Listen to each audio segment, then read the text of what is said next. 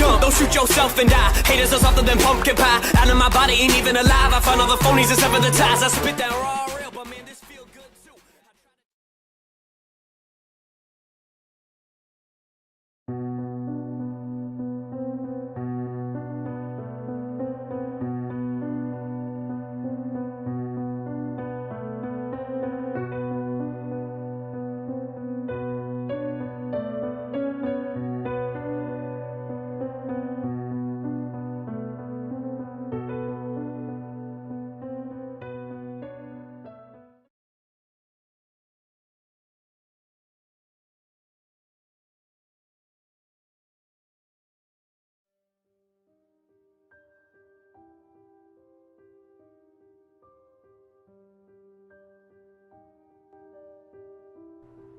2006, the year that the 7th generation of game consoles released.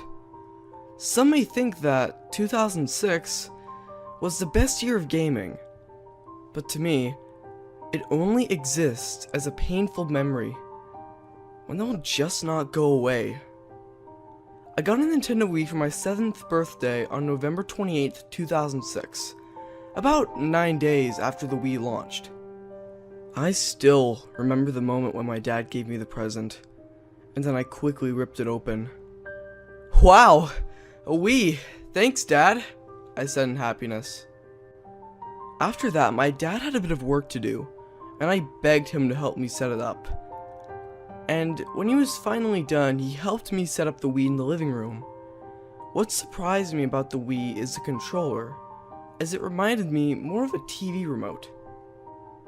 After my dad set it up, he left me to play, and I was going to play Wii Sports, which was the Wii's pack-in game, but something else caught my eye. The Me channel. So I decided to open that up instead. But when I got to the Me channel, there was a single Me there. I clicked on him and found out that the Me's name was Eteled.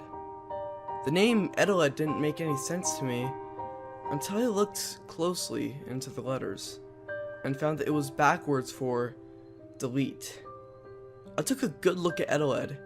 He was bald, with a big smiling mouth, giant eyes, and a small nose. He started to creep me out a bit, so I decided to delete him. I then decided to make a Me version out of me.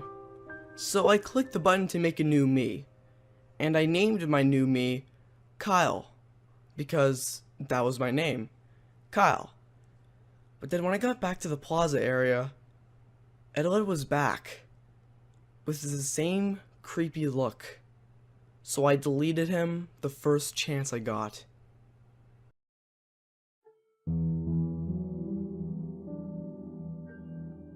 I was still kinda creeped out, but I just decided to forget about it and just play some Wii Sports. I liked Wii Sports. It was a compilation of 5 sports, and these 5 sports were tennis, baseball, bowling, golf, and boxing. I decided to play bowling since it was my favorite sport. My Me was in a bowling alley with many other Me's, and occasionally I'd see the Me in the lane next to mine do their throw. But about halfway through the game, I saw a bald Me, to be more specific, walk up to the lane next to mine. He threw the ball and got a strike. The Me then turned around to celebrate. But then I saw the Me's face. It looked exactly like Eteled's face. I thought I deleted him. I guess I'll just have to delete him again. So I quit Wii Sports and went back to the Me channel. But before I could delete Eteled, something weird happened. Eteled actually started speaking. His voice was incredibly low-pitched and distorted. "Why are you trying to delete me?" After Eteled said this, I spoke out. What do you mean?" I asked in fright. What was I thinking when I said that? Of course Eteled wouldn't hear me, but to my surprise, he did. Are you kidding me? You know what I mean. Eteled said with annoyance. I just don't want you in my me channel. You're creepy, and you're just creeping me out. I'm sorry. Oh really? Me's have feelings too, you know. How would you feel if I deleted you? Eteled yelled. The screen then cut to static for about 5 seconds until it cut back to the me channel with a close-up of Eteled's face.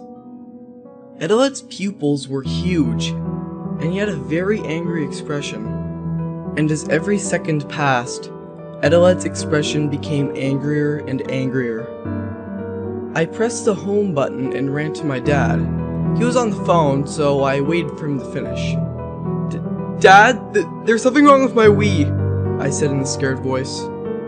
I led my dad to the living room and turned off the home menu, and surprisingly, it looked normal. What? He was right there, Dad! He was right there! I yelled with confidence. Kyle, maybe you're just playing a bit too much. I think you should go take a break. My dad recommended. So I did. I opened up the home menu again and took a 15-minute break. But as I left the living room, I could have sworn that I heard my dad say to himself, "Oh God." But after 15 minutes, I came back to the Wii and turned off the home menu. And an animation played of my me being deleted. And then a dialogue box appeared saying, "Goodbye, Kyle." And then the me channel automatically turned off and went back to the Wii menu. I tried to get back into the me channel, but every time I did, a dialogue box would appear saying, "We deleted you," and it would take me back to the Wii menu. I soon realized that Eteled had somehow deleted me in a way so that I couldn't make any more Miis. So that meant, no matter what game I played, I always had to play as Eteled.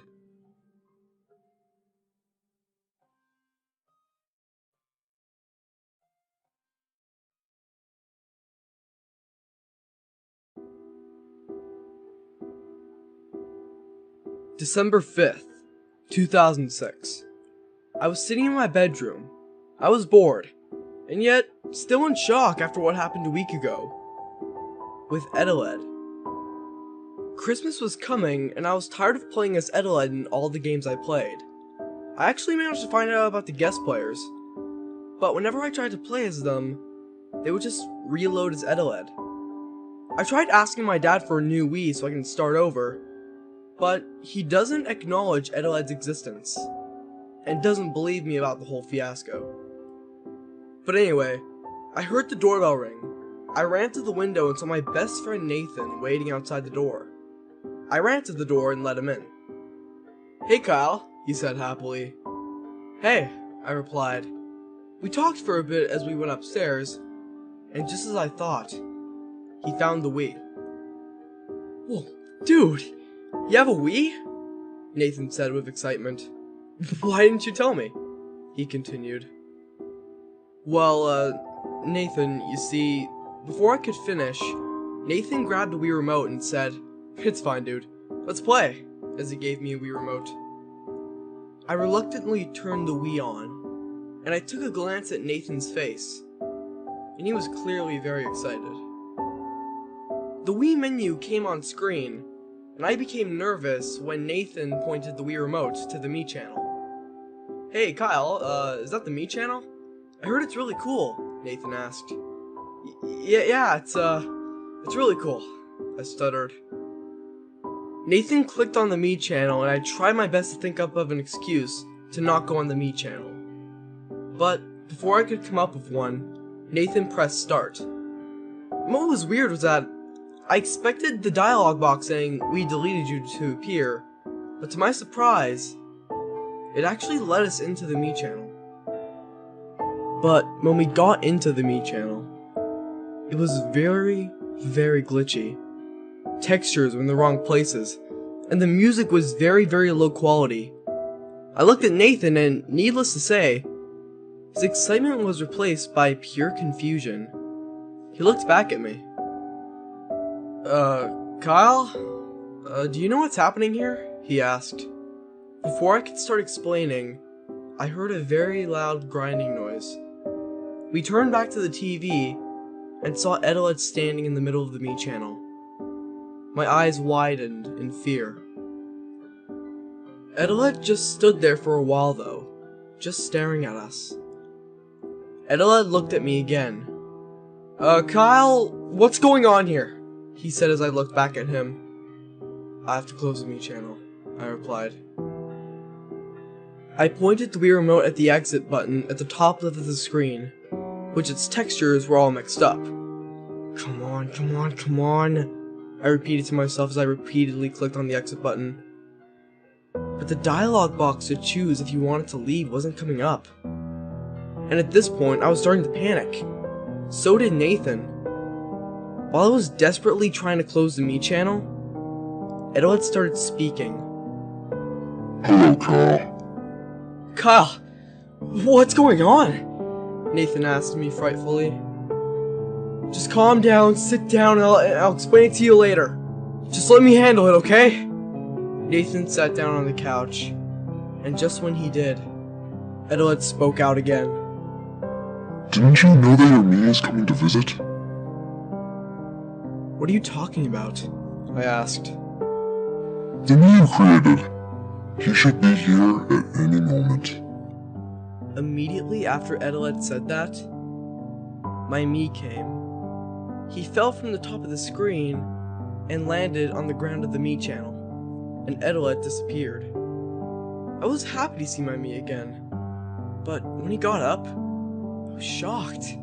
He looked extremely pale, and he was covered in blood and stains, and he was wobbling, as if he was struggling to keep his balance. And I could have sworn that I heard my Me whisper, "Help me."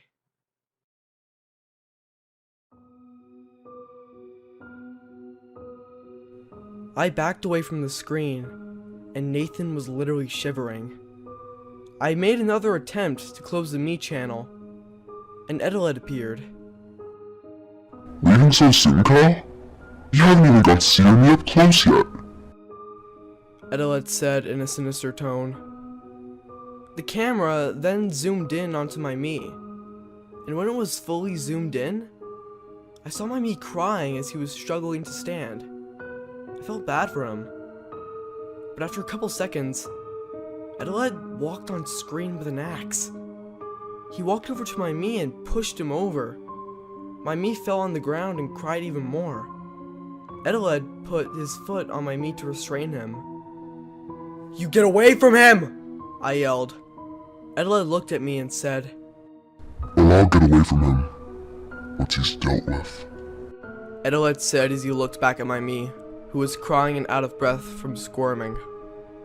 Eteled raised his axe and swung it at my Me's legs, chopping them off.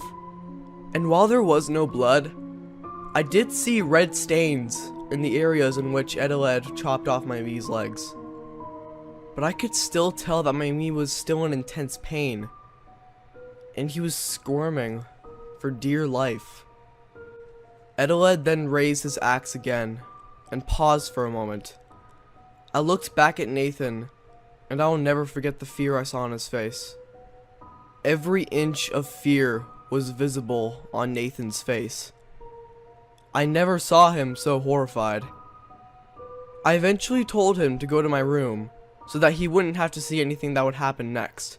He nodded his head, and ran to my bedroom and shut the door.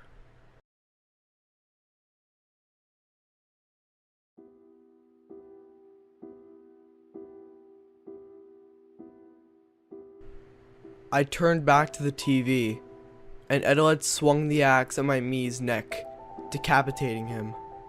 And there was still no blood. However, I still did see red stains on my Me's neck and head. I was done at this point. I ran to the Wii and repeatedly pressed the power button, but it didn't work. I tried again and again and again, until I saw the screen go to static. But as time went by, I saw my Mii's decapitated head slowly fade into the screen. Immediately, I went back to trying to shut off the Wii. But I still couldn't shut off the Wii by using the power button. So, I unplugged the Wii. I took the Wii remotes, and cords and ran to my room. I swung the door open and threw the Wii into the closet. I looked at Nathan, who was sitting on my bed and still in shock after everything that has happened today. Is it over? Nathan asked quietly. Yeah, it's over, I replied while breathing heavily. I think you should go home, Nathan, I continued. Alright. See you later, Nathan replied as he left the room. After Nathan left, I went back to the living room to see the static is still on the TV. But after a couple seconds, the static was replaced with a black background with white text saying, "This is not over." And then the TV turned off.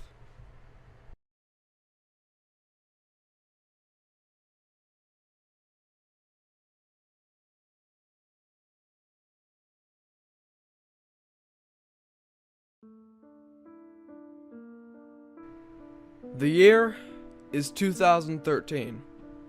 I've just turned 14, and I'm enjoying playing the Wii U that I got for my birthday.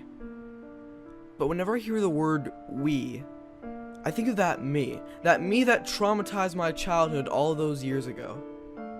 I got a Wii in 2010 with some allowance money, and luckily that me didn't appear on it. I had fun with that Wii, but whenever I picked up the Wii remote, I felt scared.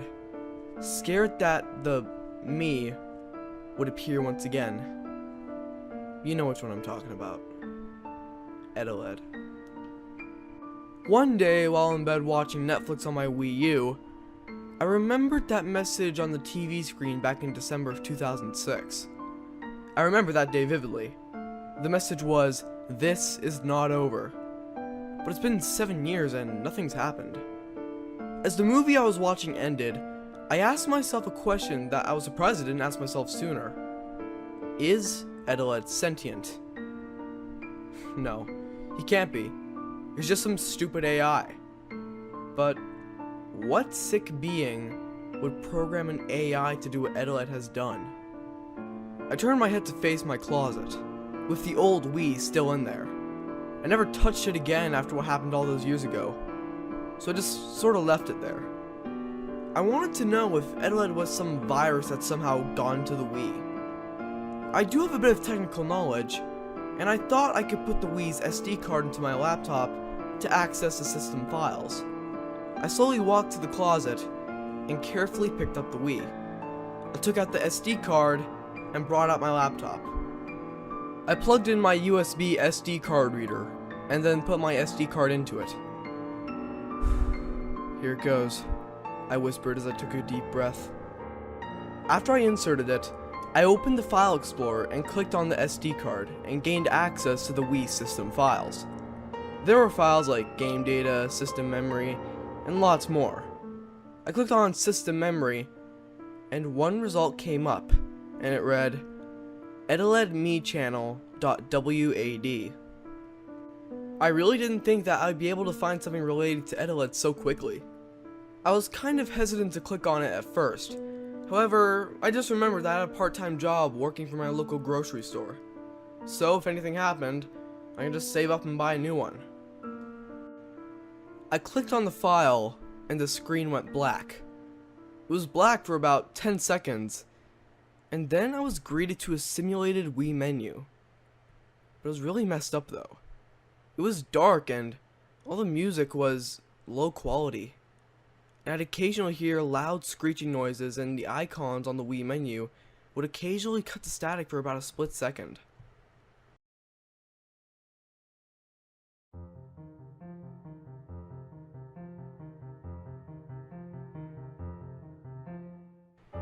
The hand icon though, which I controlled using my mouse, was just Eteled's face. I just stared at the screen for a while. I wanted to leave, but I also wanted to find out the mystery of this me that traumatized me as a child. so I continued. I clicked on the Me channel and pressed start, and I was taken to the Me channel. It was just a black screen with all the icons on the side, but nothing else. Eteled then appeared on screen. Oh, you came back. Yeah, I did, I said. I always thought that you'd eventually come back. Eteled replied, Delete me. Why? I questioned. I need to show you something. Eteled replied, Okay, I said with confusion. I picked up Eteled and dragged him to the delete icon. I was given the choice to delete Eteled, and I breathed heavily as I chose to delete him. I was taken back to my desktop. I was confused, but then I noticed something was added to my desktop. A file named deleted.mp4. I was nervous. I didn't want to click it, but if I was gonna find this me's origin, I had to continue. I clicked the file and a video opened. It was static for a while, but then it cut to a hallway with hospital beds lined up next to one another. Each bed had a me laying down on it, hooked up to life support machines, and you can clearly hear the beeping sounds of the machines. But most disturbingly, you can hear the moans and cries of the me's laying on the beds. The camera moved through the hallway slowly, and it stopped and turned to one of the beds. A pale me was laying down on it. Then after a while, the me flatlined. The strange thing is that the me's in this video can make different expressions, like being sad or angry. There were also me's who were making expressions that weren't even possible for a me to make. I saw some that were full-blown crying. The screen then cut to static for a while. A long while, actually. The static was on screen for about a minute. Then the screen then cut to Eteled, laying in one of the beds, with life support machines hooked up all over him. I was shocked when I saw this, because Eteled wasn't making his normal creepy expression, but instead he was making a very sad expression, although his eyes and mouth remained the same size as before. But then Eteled looked at the camera, and then spoke out.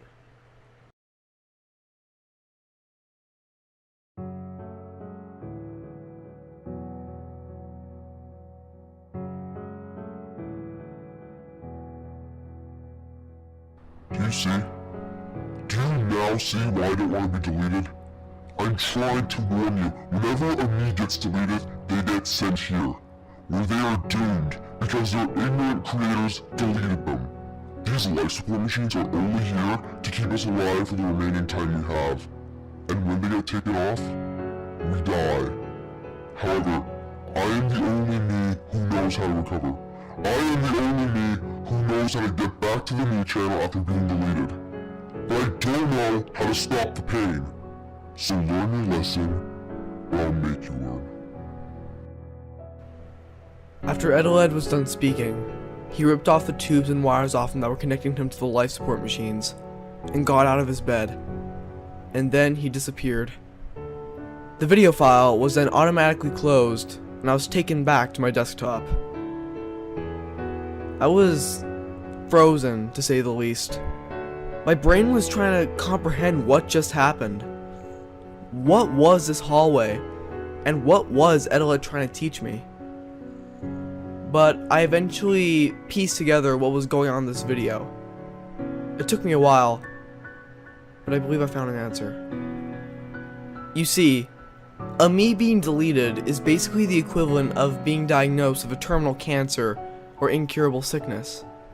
So, they are sent to the hallway where they are hooked up to the life support machines to live out the remaining time they have left. And at the end, they get taken off of life support and they die. It is a painful death, but Eteled is the only me in existence who knows how to recover from the sickness and get back to the me channel. But he doesn't know how to stop the pain. That's what he was trying to teach me. He wasn't trying to be scary, but instead trying to teach me a lesson. It's just that violence and aggression is the only way he knows how to do it. In the end, I never found out Eteled's origins. I never knew how he was made or what his motives were. But I think it's best that I never do.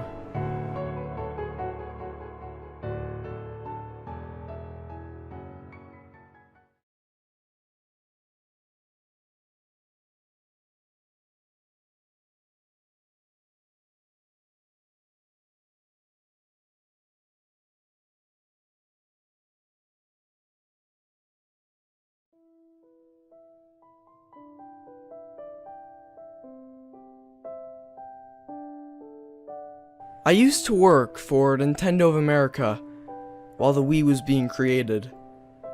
It was actually kind of a good job, but there was one guy who worked there that nobody really knew. We didn't know what he was like or what he did on his spare time. All we had were just rumors. His name was Henry, and there were rumors about him being spread around the office, about what he did, where he lived, and how he even got hired in the first place. All of which are most likely not true. To me, he was just some other guy who just wasn't really known by anyone. But sometime during the Wii's production, he started to act strange. He would show up to work late, he glared at some of the employees, and he would hide in the bathroom and wouldn't talk to anybody. I almost felt bad for him. But one Tuesday afternoon, my coworker Mike walked up to me on my break. "Hey Jonathan, what do you think Henry's doing over there?" I've known Mike ever since I started working at Nintendo. I would consider him to be one of my best friends. We would go bowling, grab a bite to eat, and sometimes even play a round of golf. Anyway, I looked over at Henry and he was just pacing, and I could clearly see him mumbling to himself. "Looks like he's talking to himself," I replied. "Seems like he's insane," Mike said jokingly as he sipped his cold can of Coke.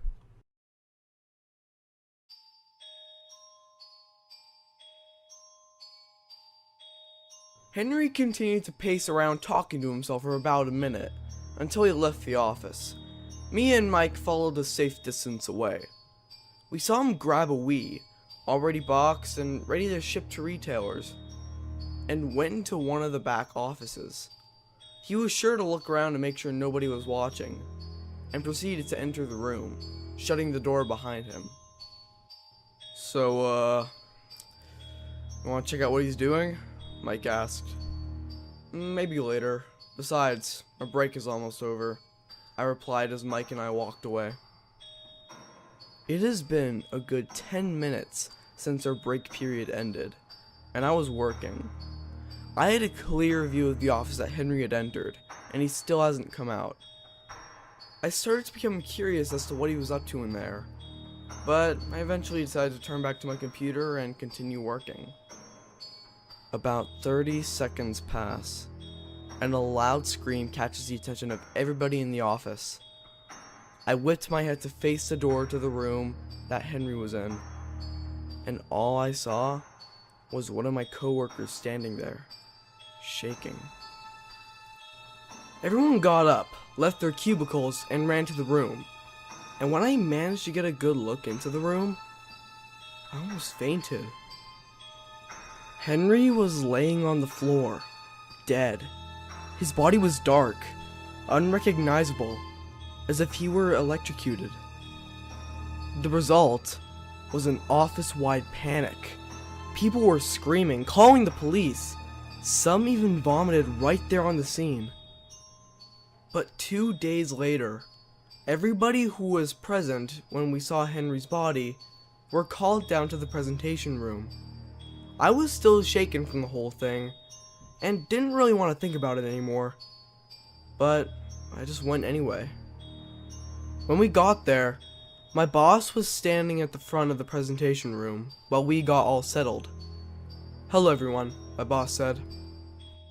"I'm sure that you are all aware of what happened 2 days ago. and I'm just as shaken as all of you. However, we have gotten security camera footage, and I thought that it would be important for you all to see it.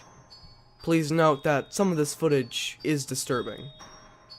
My boss walked over to the projector and brought up the footage, and pressed play. The video began with Henry entering the room with the Wii, and sat down at the desk. He hooked the Wii up and set it up. It was normal for the most part, other than the fact that he had a bottle of beer and was drinking it throughout the process of setting up the Wii. When Henry got the Wii fully set up, the first thing he did was go to the Me channel, and when it opened, he pressed the button to make a new Me. The Mii's gender was male, and he started it from scratch. He made the Mii bald, with huge eyes and a huge mouth, and a small nose. Okay, that right there is the weirdest Mii I've ever seen in my entire life, one employee shouted. We all shushed him and continued watching. And then Henry got to naming the Mii, and then he named it Eteled. Wait. Pause the video!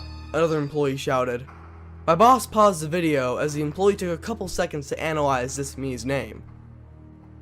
That's delete spelled backwards, he yelled, and before we knew it, everybody in the room was in a heated debate on whether Henry knew what he was naming this Mii, or if it was just a coincidence because he was drunk. It wasn't long before my boss put a stop to it. Everybody shut the hell up! My boss yelled.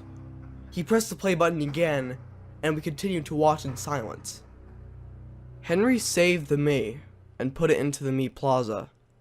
Henry simply stared at the screen for a bit and said, I always wanted to be a Mii, he said as he chuckled. Immediately after he said that, my boss paused the video.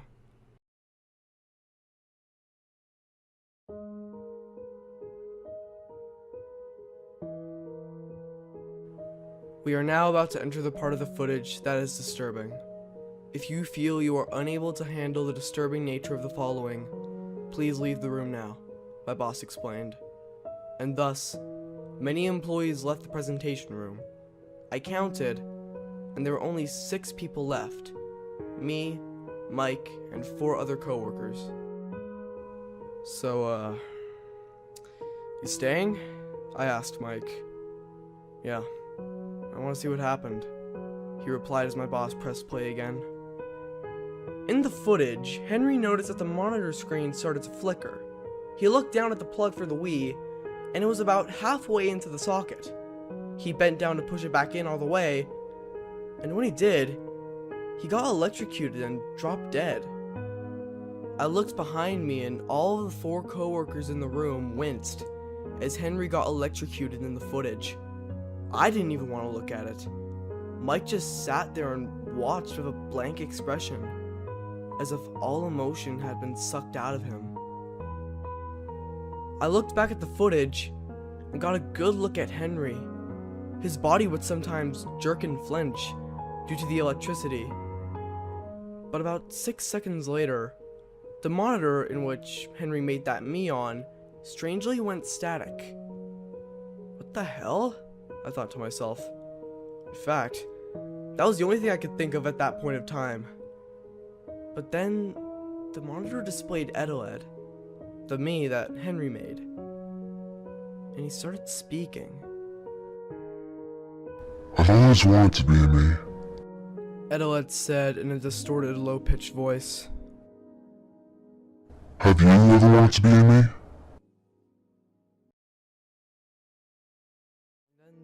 After that last image, the monitor cut to static, and then the footage cut to static. Everybody was silent. Nobody said a word. I'm very sorry you all had to see that, my boss stuttered as he turned off the projector. You may all leave now, he continued as we got up from our seats and left. But as I was leaving, I realized something.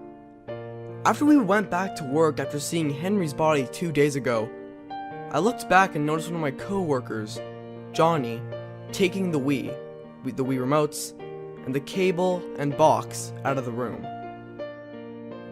I assumed that he was just gonna format the Wii system memory. But then, rumors started going around the office that Johnny just put everything back in the box, sealed it up, and put it with the others, without formatting the Wii system memory. The Wii has already been sent out to retailers. I should have known that's what Johnny did. Johnny had a reputation around the office for doing some stupid things. But this would leave whoever was unlucky enough to buy the Wii to find out about Eteled. Now, I have no idea what Eteled could do, but I knew that it wouldn't be good. And there was no way I could track the Wii, but I still couldn't accept the fact that whoever bought it would soon find out that it was used by a man who died while using it. Or at least find Eteled in the Me channel. So about 2 weeks later, I resigned. While me and Mike still remained friends, there will always be that day that in the middle of a conversation, one of us will bring up Henry, and we would sit there in silence. And I really, really hope that whoever buys that Wii doesn't experience anything that Eteled might do. And if they do, then I pray that it doesn't make a lasting effect on them. Henry was a man that nobody really ever knew. Nobody spoke a word to him and never really acknowledged his existence. Was he a loner or did he have a mental disorder? Nobody knew. But all we could do was speculate. Remember, all we had were rumors.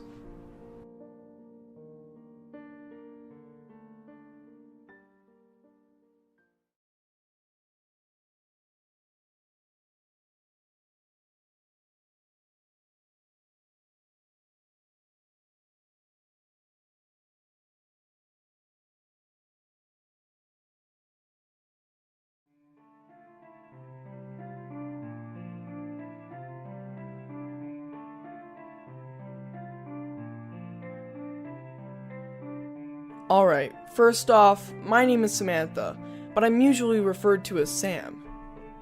I'm not really into what other girls are into. While most girls are into stuff like shopping, clothes, makeup, and gossip, I'm more into skateboarding, technology, movies, and most of all, video games. I have game consoles like the Xbox One and PlayStation 4, but one game console has always fascinated me. The Nintendo Wii. For some reason, I love the idea of motion-based gaming. Sure, motion controls today are usually considered as gimmicky, but I didn't care what people think. I wanted a Wii. Sadly, the Wii is hard to come by since its discontinuation in 2013. And with it now being 2016, the only places where you can find them are places like Kijiji and eBay. For a while, I thought I would never get a Wii, until I finally found one. My mother absolutely loves thrift stores, and would usually drag me along with her when she went to them. But me on the other hand, well, I hate them. All the stuff there are so gross and weird. Until one day, my mother took me to a thrift store, and then I went to the electronics section, and there it was. My eyes widened as the Wii box caught my eye. The instant I saw it, I called my mother over, and I asked if we can buy it. And since it was a thrift store, the prices there are way lower than they would be in actual stores. She said yes, as this Wii was only $20. When we got home, I immediately set the Wii up in my bedroom. Once I was done, I turned it on and my TV.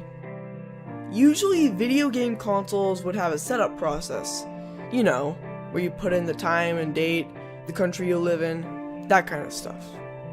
But for some reason, this Wii I got didn't have that. But honestly, I didn't care. The game that came with the Wii was Wii Sports, so I decided to play that. But then I forgot something. I had to make my own Mii first. I could use the guest players, but I just didn't want to, so I went to the Mii channel so I can make a Mii.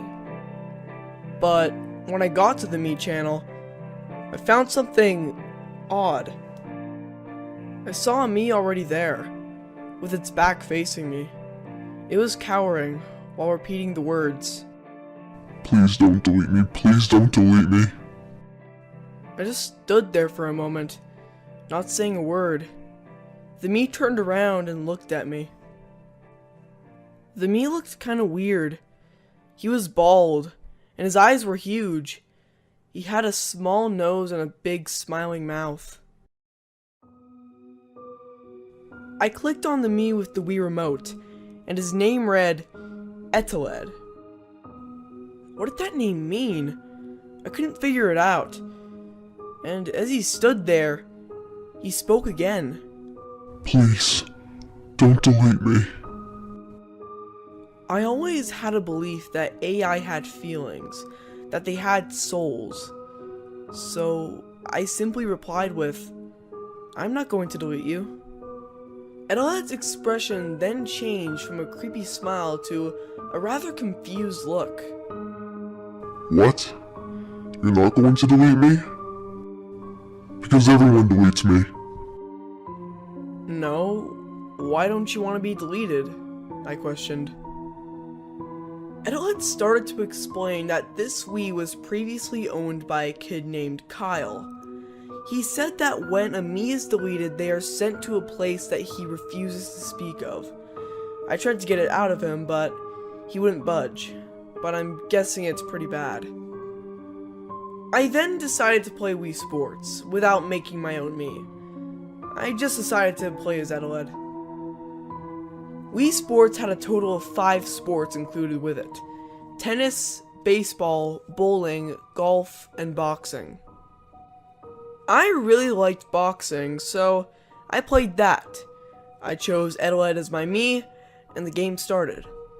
In boxing, I obviously played as Eteled, and the Mii that I was versing was named Ryan.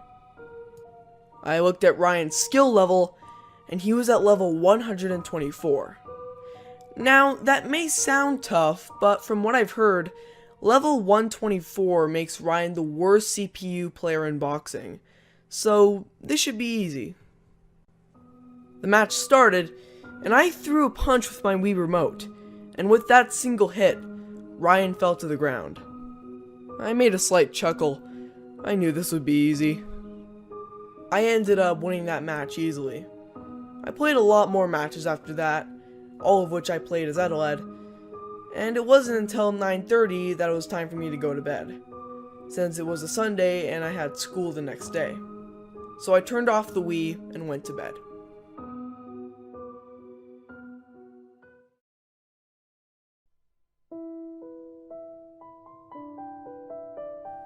I'm not a fan of school, not because of homework or learning useless crap I'll probably never use in the real world. I don't like school because there's always people bullying me. Everyone in my class knows that I believe that AI have feelings, and they always harass me for it. There's this one group of bullies, with the leader being called William, but he goes by Will. Will is a grade A jerk. He doesn't just bully me, but he bullies all the kids who are either unpopular or different, like the kids who have learning disabilities. Anyway, he and his little group of goons like to refer to me as Sam the Psychopath, mainly due to my belief that AI have feelings. When we got into our homeroom, we sat down and waited for our teacher to arrive. The teacher's name was Mr. Brenner. He is a very laid-back teacher, and every Monday, he asked us how our weekend was. Alright class, how was your weekend? He was met with silence, just like every other day. While he waited for someone to share their experiences over the weekend, I slowly raised my hand. Sam!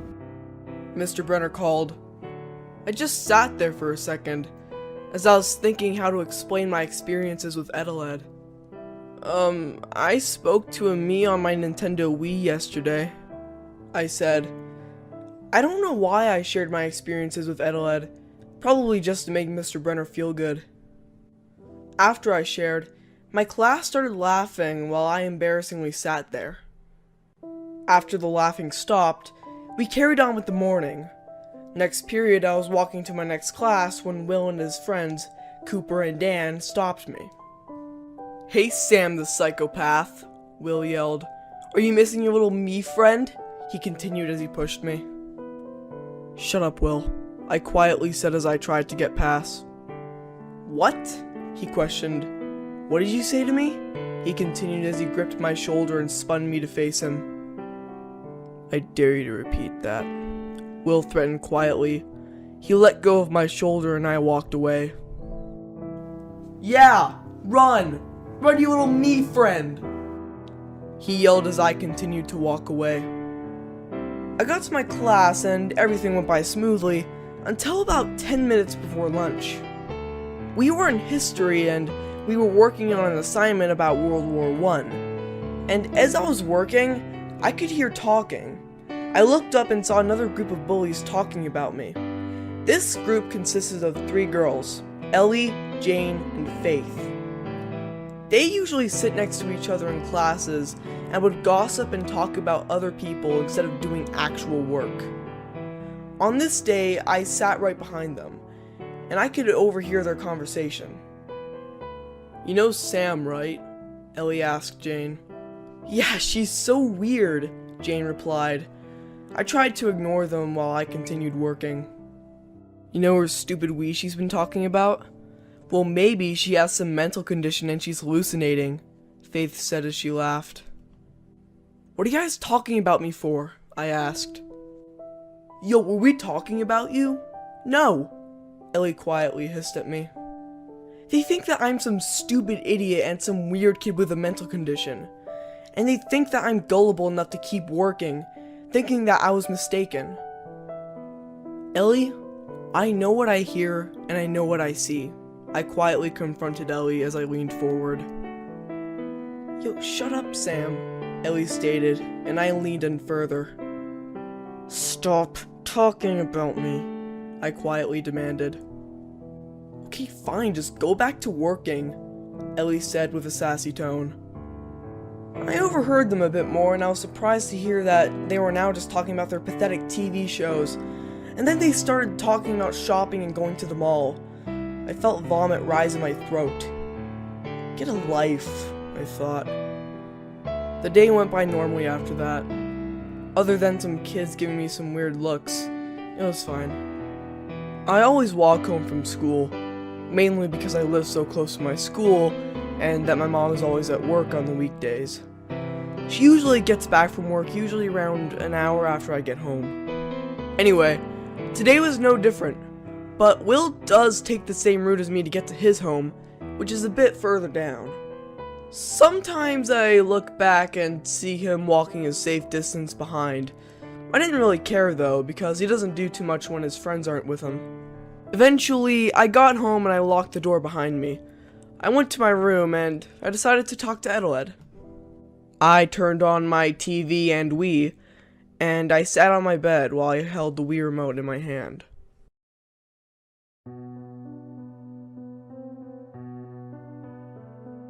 As the Wii menu glowed onto my face, I pointed the Wii remote to the Me channel, and I pressed the A button. I pressed start. When the Me channel opened, I saw Eteled. Hi, Eteled, I said softly. Sam, I need you to turn off the Wii. Eteled spoke in a rather scared tone. Why? I asked. Someone's coming. Turn off the Wii and hide it! Eteled fearfully yelled. I didn't understand. Who was coming and why was Eteled so afraid? But before I could say anything else, I heard running. Running that seemed to get closer and closer. Sam, turn off the Wii! Eteled panicked as I ran to turn off the Wii. As my finger inched to the power button, I stopped. I heard my window open. I looked at my window and I saw Will. Hey, psychopath! Having fun with your little me? Will said sarcastically. What the hell was he doing here? Did he follow me home? Why was he here? I looked over at the TV screen, with the Wii still on. Eteled was shaking. Will came in and grabbed the Wii remote out of my hand. Let's see what the little guy's name is, Will said as he pointed the Wii remote to Eteled and clicked on him. The speech bubble containing Eteled's name appeared over his head, and Will analyzed the name. "That's backwards for delete," Will said. "Is it?" I asked. "Yeah, stupid, you really didn't notice that?" "Wow, you're stupider than I thought," Will angrily said. "But, because his name is backwards for delete, let's delete him," Will joyfully announced as he picked up Eteled and dragged him to the delete icon. I jumped up and tried to pull the Wii remote out of his hands, but Will was stronger than me and he was slowly able to get him to the delete icon. The text box then appeared asking if we wanted to delete the me. Will started to inch his way to the yes button, while I tried to inch my way to the no button. Will was able to get to the yes button and he pressed A, and then the me deletion sound played. Will had a smirk on his face while I was making an expression of pure worry. Eteled was being sent to that place that he told me about. I couldn't imagine the pain that he's going through. I laid on my bed as Will walked towards my window. "See you later, Sam the psychopath," Will yelled as he was getting ready to jump out of my window. But then, we heard a voice. You just made the biggest mistake of your life. The voice sounded like Eteled, so I sprang out of my bed to find him back in the me channel. And this time, he was standing next to another me, which looked exactly like Will. Will then turned around to face the TV. This is you, right, Will? Will was in a state of shock, and his me looked worried, as if something terrible was about to happen. Will slowly walked to the back of my room. Why are you so frightened, Will? Are you scared, just like your me? Will didn't answer. Well, one thing's for sure. You've brought this on yourself, Will. I'll be right back. Eteled announced as he walked off screen. A few seconds later, he came back with an axe. He kicked Will's me over and put his foot on him. "Eteled, stop! What are you doing?" I yelled as Eteled raised the axe. Shut up! I've taught someone not to delete me this way before, and I'm not afraid to do it again! Will just stood there, unable to move, speak, or do anything because of the fear. I ran to turn off the Wii, but I tripped on my bed leg, and I fell to the ground. I looked up at the TV. I went through the pain of being deleted. And now it's time for your me to suffer! Say goodbye, you heartless— I turned off the TV before Eteled could finish his sentence. I got up and turned to Will. "You need to leave," I said quietly. Will ran to my window and jumped out. He ran off. I closed my window and sat on my bed. I stared at the Wii for minutes on end with questions filling my mind. Why did this happen? Why did Eteled do this? What was the result going to be? What was the resolution intended to be? But this question filled up my mind the most. Why did I get this Wii?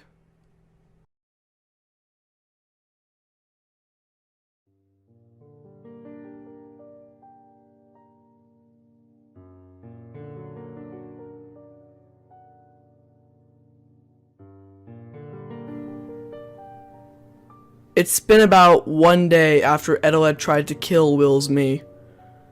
I don't fully understand yet, but I don't want to return it back to the thrift store because I feel that maybe Eteled and I could talk it out. I went to school in silence, and I even saw Will, but he just looked at me and looked away. It was obvious that he was just as shaken up as I was.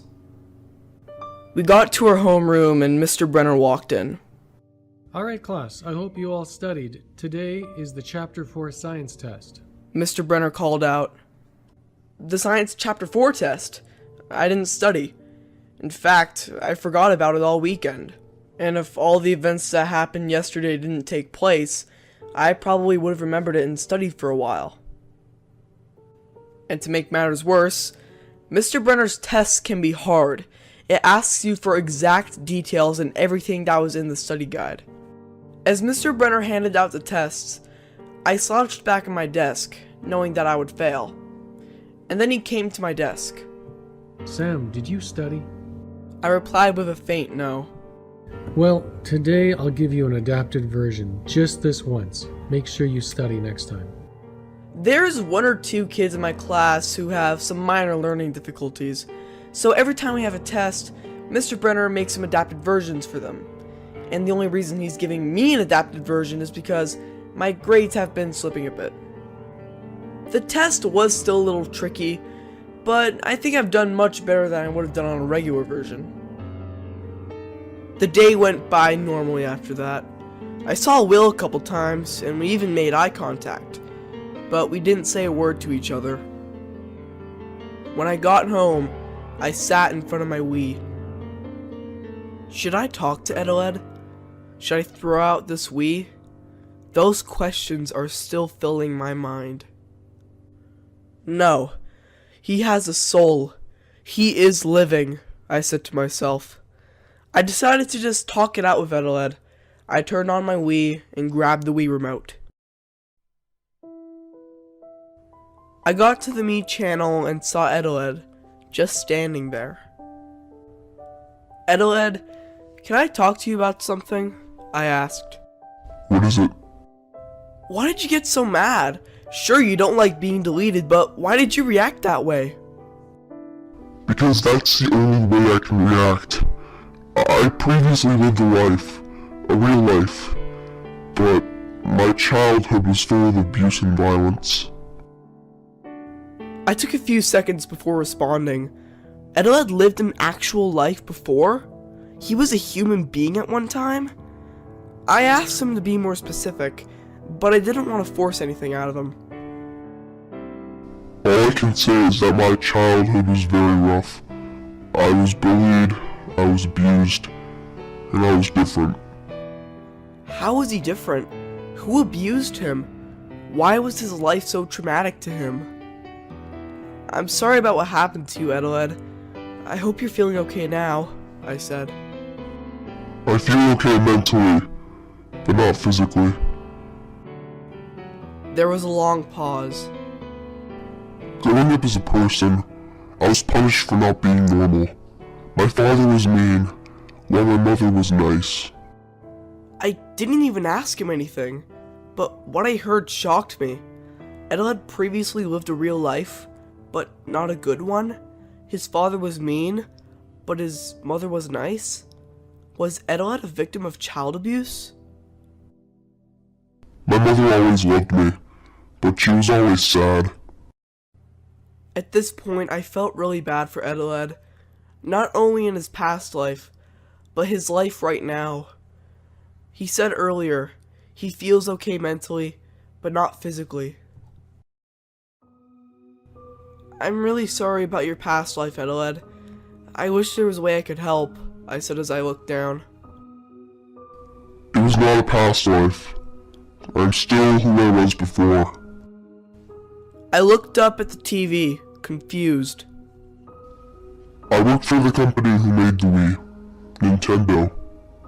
I died, but I still lived on in this Wii. I stood up. Eteled is an actual person whose spirit possesses this Wii? It didn't make any sense. I didn't understand. I didn't want to ask any more questions, so I decided to exit the Me channel. I got back to the Wii menu and noticed I received a new message on the Wii message board. I went there and found an envelope. I clicked on it, and the letter read this. Sam, I trust you, okay? You're the first person I was ever able to trust in a long time. But please, don't let anyone delete me. You do not know how painful it is. And when I get deleted, I get violent. Sincerely, Eteled. I put the Wii remote down. I sat on my bed and didn't do anything. This was so much to take in. Eteled was human? It didn't make any sense. I decided to get something to drink. I left my room and walked to my kitchen. I swung open the fridge and grabbed a Pepsi. I opened it as I walked back to my room. I'll just play some Wii Sports with Eteled, I thought. Maybe some tennis will get him into better mood, I said to myself. Tennis is my second favorite sport of all time, and since that was on Wii Sports, I decided to play it. I opened up Wii Sports and clicked on tennis. I chose to play as Eteled and the game started.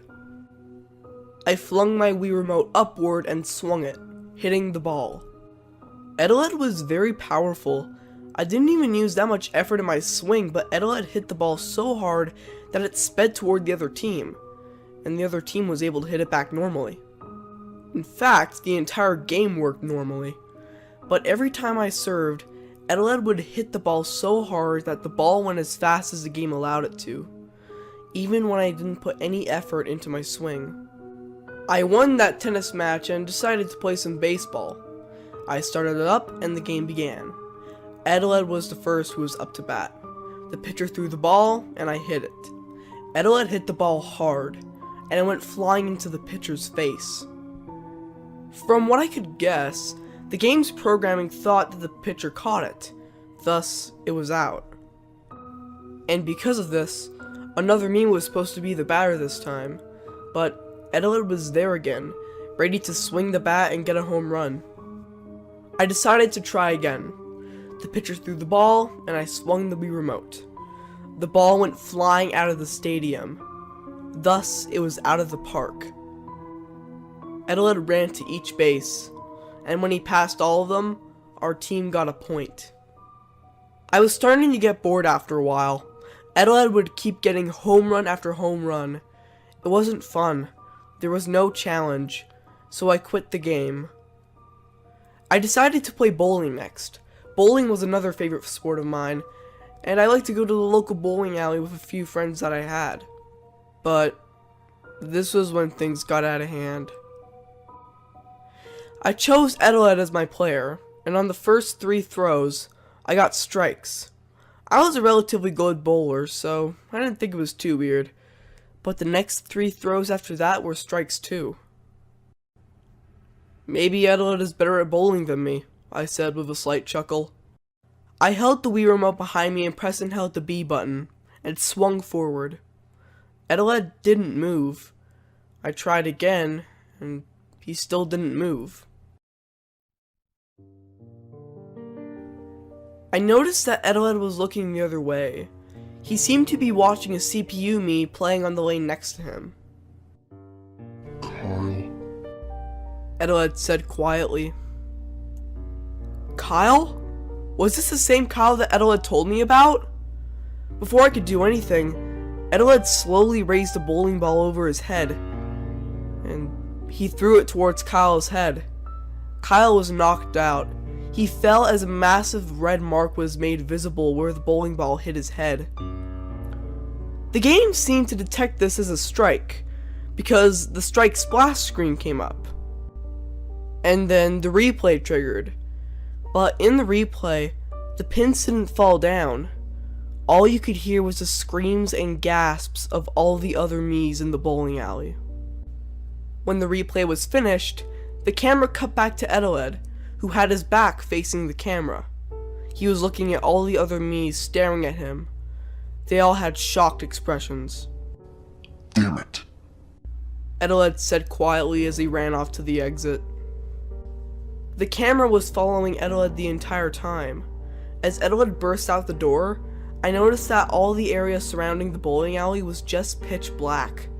I saw Eteled forming a brick path to walk on. He walked for a while in this blank space. I saw nothing but him and the path, and then the camera started to jitter a bit. Sam, if the camera is jittering, it's because of the game's programming. The camera is not supposed to be here, so the game is trying to take it back to the bowling alley.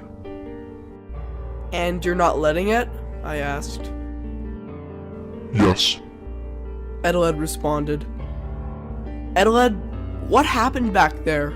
I asked. Eteled then stopped. He sat on the ground and faced me. Sam, remember how I told you about Kyle? Well, that was his me.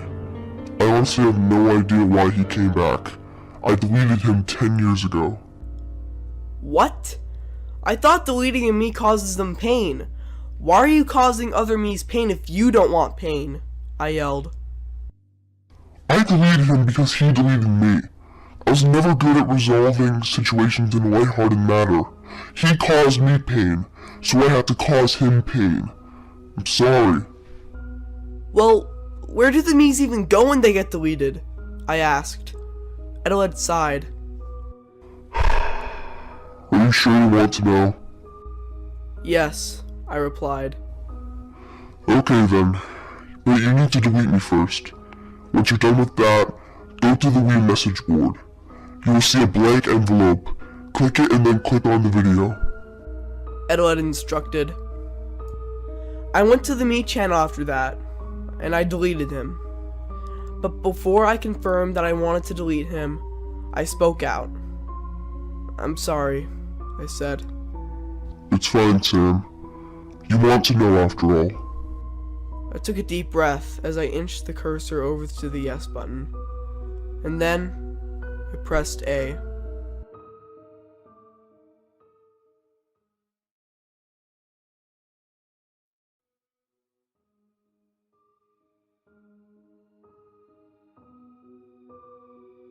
I exited to the Wii menu after I deleted Eteled. While Eteled was willing to show me what happens when Miis get deleted, I still felt guilty. I hoped he wasn't going through too much pain. I went to the Wii message board and waited for the blank envelope to arrive. It popped up, and I pointed my Wii remote at it and pressed A. A box with a play icon appeared. Eteled told me to play the video, so I did. The video started, and all I saw was static. The static was on the screen for 30 seconds until it cut to a hallway. In the hallway were hospital beds lined up next to each other. There were Miis laying on most of the beds, with some of the beds being empty, and the Miis were connected to life support machines. The Miis were all pale. Some were silent, while some were crying for help. As the camera moved slowly across the hallway, I saw Miis flatlining. Nearly all of them were flatlining. I was speechless at this point. The camera then cut to Eteled, laying on one of the beds. He was hooked up to life support machines, with wires all over his arms, legs, and forehead. Sam, Eteled said in a weak voice. I'm not upset with you. I understand that you want to know what happens to a Mii when it gets deleted. But please, never do this again. The pain gets worse every time I get deleted. I'll meet you in the Mii channel. Eteled got up slowly. He ripped off all the wires that were attached to him. He began to glow blue, and slowly disintegrated. It was around this time that the TV turned black, and I heard a faint voice in the background. I didn't expect Eteled to be here. Who was that? I asked frightfully. Find out. The voice was different than Eteled. The pitch kept on going up and down, and overall it sounded like it was corrupted. The video then stopped, and it took me back to the Wii message board. With no time to waste, I went back to the Mii channel. I saw Eteled, but he was just sitting down, with his hands on his eyes, like he was crying. Eteled, I'm sorry, I apologized. It's fine. Just please don't do it again. I don't really understand still. If it's okay, could you explain more about your backstory? I asked politely. Eteled looked at me. Alright. I was employed at Nintendo on December 8th, 1998, when I was 22. Eteled explained. I died on November 18th, 2006, the day before the Wii's launch, and one day short of my 30th birthday. I started to feel bad for Eteled. I'm so sorry, Eteled, I said quietly. It's not your fault. Besides, I'd rather live in the Wii rather than live the way I was before. I died while making this Mii. I went into a back office with the Wii, and I wanted to make myself as I wanted to look like if I was a Mii. You wanted to look like this? Why? I asked. It's just the way I like it. Anyway, I was electrocuted, and I died. A few moments later, I was reborn as the me I made moments earlier. So your spirit is in this Wii? I asked. Yes. Anyway, after a few days of living in the me channel, I saw the delete icon. I was curious, and I deleted myself. I bet you didn't know what was going to come, I said. No, I didn't. It was the biggest mistake I've ever made. Anyway, I was in the hallway, but this time it was empty. The pain was intense, but I managed to walk. I cried for help. I sat there until Eteled stopped. I saw a portal appear in front of me. I went through it and I was taken to what I think was an earlier version of the hallway. Earlier version? I think I was starting to understand. I just needed a bit more information. What was the earlier version like? I asked. I can't say it, but I'll tell you this.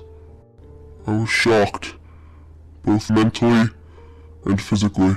Eteled explained. How was he shocked? Sure, I can understand what he meant by mentally, but physically? What did that mean? Sam, I'm home. My mother called out as she came in from work. Sorry, Eteled, I gotta go, I said as I turned off the Wii. My mother walked into my room. Sam, who are you talking to? She asked. No one, I quickly replied. She looked skeptical. Alright, well, I'm going to make dinner. It should be ready in an hour or so, she announced as she walked to the kitchen.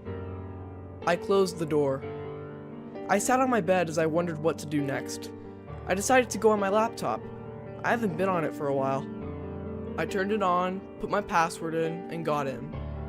I received a notification on Skype. Someone was trying to call me. The name of the person who was trying to call me was Kyle Sander. Was this the same Kyle? The Kyle who previously owned this Wii? It couldn't be. The likelihood of this being the same Kyle is extremely low. Besides, my mom was cooking dinner, and she doesn't like me talking to random people online. I decided to just ignore the call and play some games on my laptop. About an hour and a half later, it was time to eat dinner. We had fish, my most hated food. I didn't complain or anything, but I just ate it slowly. I just looked at the fish on my plate while I chewed the fish that was in my mouth. It was disgusting to me.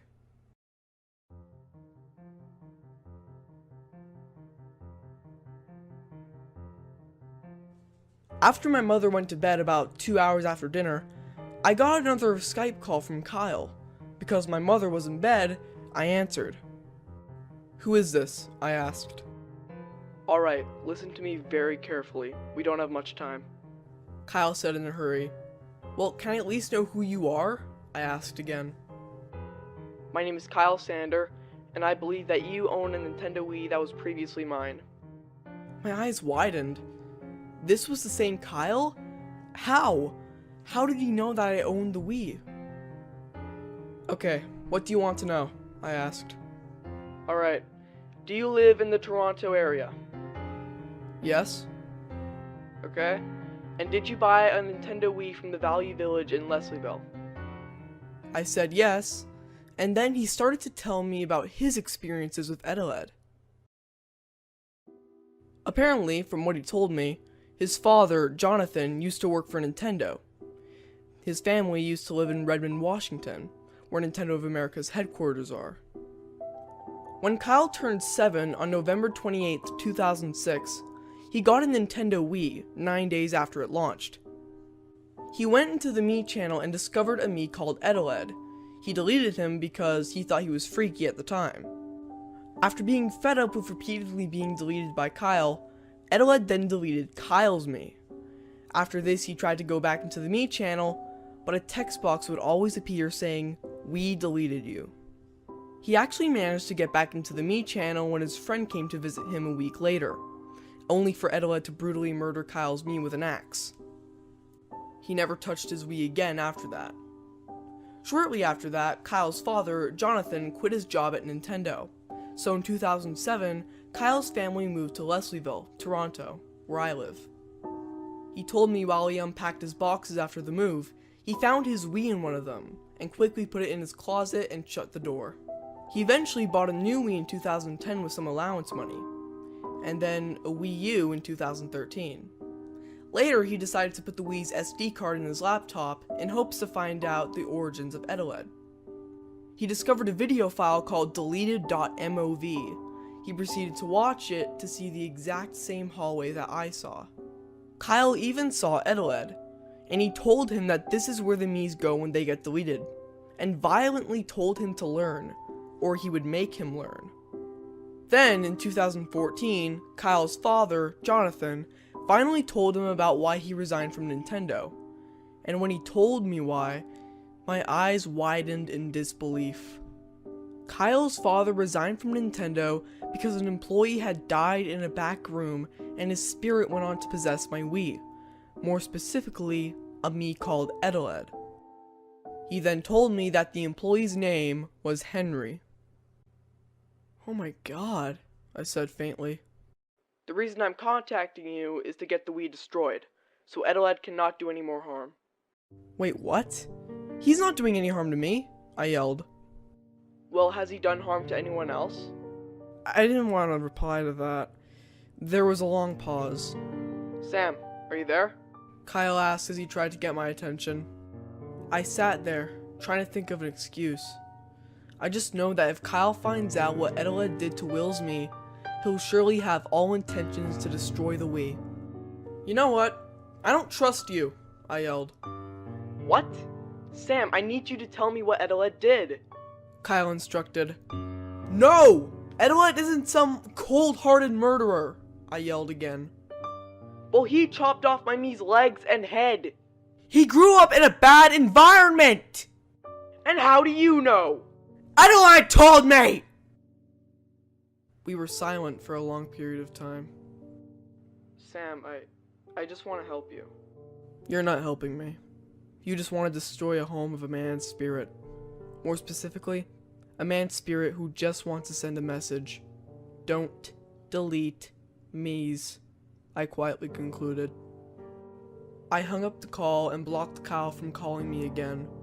It was nearly 10 o'clock, so I decided to go to sleep. I turned off my laptop, laid down on my bed, and closed my eyes.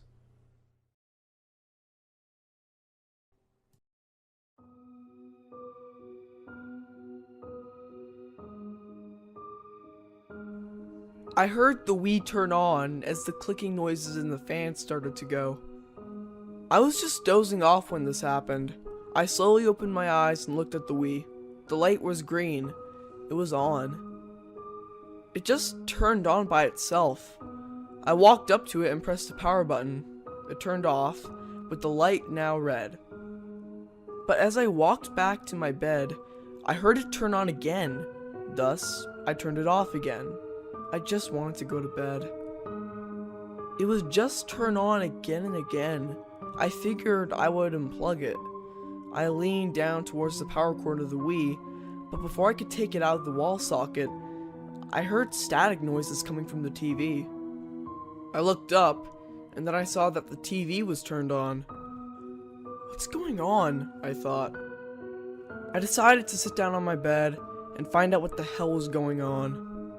There was static on the screen, so I picked up the Wii remote, pointed it to the TV, and pressed the A button. Nothing happened. I didn't expect anything to happen though. The static still didn't go away. I just sat there for a few seconds, waiting for the static to clear up, if it was going to anyway. But then it did, and I was greeted to see Eteled in the Mii channel. "Sam, I heard you talking to Kyle." Eteled said. "Eteled, I'm not gonna let him do anything to you, okay?" I stated. "Well, good, because at the end of the day, he's the murderer." Eteled responded. "Eteled, how were you able to hear me?" I questioned. "I can hear everything that happens outside the Wii, whether it's on or off." "So you can just hear everything whenever you want?" "It's not whenever I want, I don't have a choice. I always hear everything that happens outside the Wii." "Eteled, I just want to go to bed." Alright. All I'm saying is do not let Kyle do anything. Do you understand? Yes, I replied. But before Eteled could reply, the screen cut to black. Eteled, what happened? I fretfully asked. No response. After waiting for about 10 seconds, I heard that same unknown voice I heard at the end of the hallway video. I wish that I missed the stuff I did. Who are you? I yelled. Postponed. What do you mean? I demanded. Electricity can cure things, especially with shocks to the head. I didn't know what it was talking about. What shocks? I was once again confused and a little scared. What do you mean? I demanded one more time. Henry It wasn't to become That was the last thing the voice said before both the TV and the Wii turned off. I just didn't want to think about it anymore. I just wanted to sleep. I laid in my bed and dozed off. I woke up the next morning, made my breakfast, got dressed, and went to school. I forgot about what happened last night until I remembered it on the way to school. I started to think to myself as I walked, whose voice was that? What did it mean by Henry wasn't the only person who became a me? I made it to school about 5 minutes late, because I was up so late last night. I walked into class, gave my late slip to Mr. Brenner, and then sat down. Alright class, I was just about to introduce our new student, Kyle Sander. Mr. Brenner called out. My eyes suddenly sprung open as my tiredness disappeared. This is a dream, isn't it? There's no way Kyle goes to my school now. I tried pinching myself, but I didn't wake up. This wasn't a dream. Kyle got up from his desk and stood in front of the class. I looked at his appearance and, obviously, he went through some puberty. But I can still make some similarities from Kyle now to his me. Hello, my name is Kyle. I didn't move anywhere, I just moved schools because the one I was going to was pretty crappy, Kyle stated. Mr. Brenner likes to do this thing where whenever a new student joins our class, each student says their name and their favorite thing to do. Mr. Brenner started on the other side of the classroom to start introducing Kyle to everyone. I was on the other side, which meant I would be one of the last people to go. But before I knew it, it was my turn to introduce myself. I was silent for a couple seconds, thinking about what I was going to say. Hello, my name is Sam Coleman, and my favorite thing to do is play video games, I said. Kyle looked at me with a slightly surprised look. He obviously recognized my voice, and of course, I recognized his. Once everyone was done introducing themselves, Kyle sat down, and for the remainder of the class, he just looked at me. I couldn't blame him, really. He is shocked to know that I was the person who currently owned his old Wii. I would have done the same.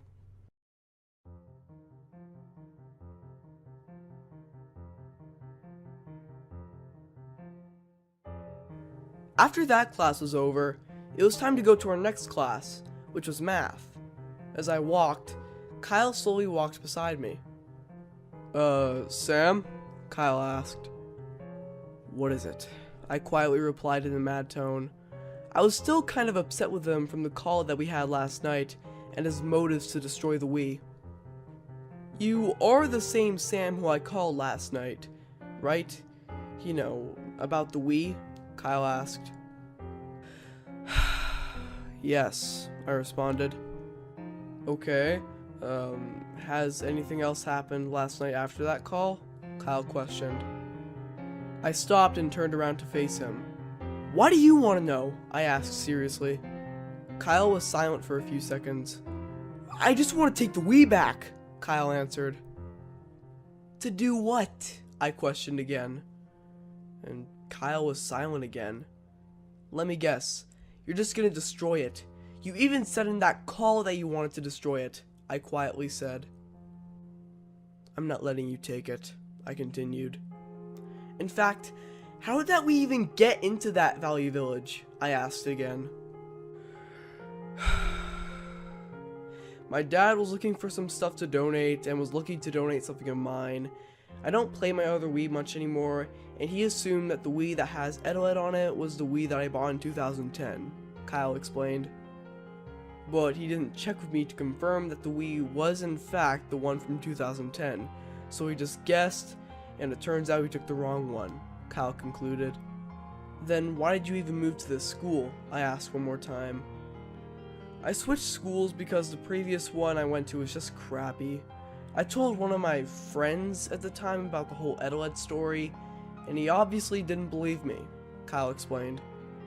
I honestly wasn't surprised, but I told that dolt not to tell anyone else, and after I told him, he proceeded to tell everyone else in my grade. Everyone in that school now thought that I was a con artist and a liar, Kyle continued. And eventually started getting cyberbullied, which just made it worse. And eventually it just got a bit too much, so I decided to switch schools, Kyle concluded. Was it really that bad? I asked. Yeah, it was, Kyle quietly responded. As the day went by, Kyle was asking me several questions about Eteled, like, what does Eteled think of you? How many times has he caused harm? Why is it that whenever he is deleted, he becomes extremely angry? But eventually, I just had enough of those questions. Sam, do you plan on giving away the Wii? How long do you plan to keep it? Kyle asked. I felt as if I was being interrogated, as if I was being suspected for a crime that I didn't commit. I turned around to face him. Will you stop? I yelled. Stop what? Kyle asked. Asking me all these questions. Are you literally trying to get me to give you the Wii? I just want to know what Eteled thinks of you, Kyle responded. Okay. I'm honestly confused here, I yelled. First, you tell me you want to destroy it. And then, you tell me you just want to take the Wii back. And now, you just want to know what Eteled thinks of me? Just get to the point! I concluded. Kyle was just silent. I was expecting another lame excuse, but I was surprisingly greeted with nothing. That's what I thought, I quietly said as I turned around and walked away. Eventually, the school day ended, and while I was walking home, I had a thought. What if I just let Kyle see Eteled? I wouldn't let him touch the Wii, nor have any object on him that could potentially destroy it. For example, if he threw something at it and it fell off the table. I would just let him see Eteled, maybe talk to him, and maybe it might give me some more details about Eteled and this whole ordeal. Pfft, no, why would I do that, let alone even think about it? I got home, went inside, shut the door, locked it, and headed straight to my room. I just sat there, on my laptop, just watching some YouTube videos, but the same thought I had earlier hit me again. For some reason, I believe that I can learn more about Eteled if I brought Kyle over. Kyle clearly has a longer history with Eteled than I do, so I decided to invite him over, just this once. I still had him blocked on Skype, but I unblocked him and called him. It rang a couple times, and then he picked up.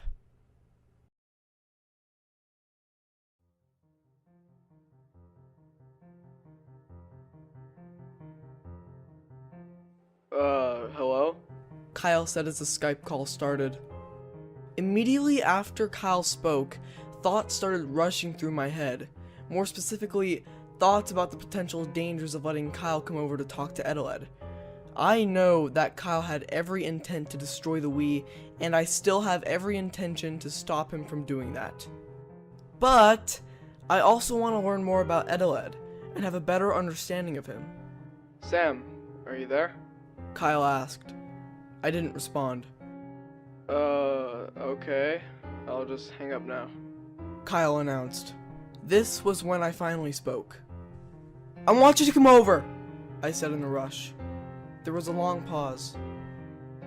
You want me to come over. Why exactly? I want you to talk to Eteled. I want to have a better understanding of him, and the way he reacts to situations and how he deals with it, I responded. Well, what does that have to do with me? Well, Eteled does hate you, right? And I want to know how he would react when he sees someone he hates after a long time, I explained. Well, sure, I guess. I could tell that with him agreeing this quickly, he's currently plotting something. He's planning to destroy the Wii the first chance he gets. I just know it. So, before he could say anything else, I began to explain the rules. Okay, but just so you know, you're not allowed to bring anything with you, I blurted out. Why? Because I will not allow you to destroy the Wii, I replied. After agreeing to some rules, I gave Kyle my address and he said he would be right there. I hung up. I got up from my bed and started organizing everything in my room. I was gonna have Kyle stand at the very back of my room while he talks to Eteled, and I moved any object that Kyle could potentially destroy the Wii with. Once that was done with, I waited for Kyle to come over. But then, after about 15 minutes, the Wii turned on. I walked up to my TV and turned it on, and saw Eteled standing in the Me channel. Sam, why are you telling Kyle to come over? Eteled asked. I just want you guys to talk, that's all, I explained. Eteled was very hesitant to talk to Kyle, but then I managed to convince him to talk to him. Well, just make sure it doesn't destroy the Wii. Don't worry, I won't let him, I promise, I replied. Eteled turned around. Oh, and Sam, if I lash out at Kyle, I'm sorry. Eteled stated. I was going to reply, but then I heard the doorbell ring. I opened the door and saw Kyle. Come in, I quietly said. Now, before I let Kyle into my room, I made him swear that he will not destroy the Wii. I made him pull his pockets inside out to make sure he did not have any items. Eventually, I let him into my room and made Kyle stand at the very back of my room. This was when I noticed that the environment of the Me channel turned dark. Kyle, nice to see you here. Eteled stated in a serious tone. It's been a long time, Eteled, Kyle replied. Kyle, what do you remember about me? Well, I remember deleting you because I didn't want you in my Me channel, Kyle explained. And I also remember you violently murdering my Me, Kyle continued. So you're saying I'm a murderer? Maybe, Kyle replied. Listen, Kyle, I may have murdered you and me, but have you even thought that I did it because I had no other way of handling the situation? No, Kyle responded. Okay.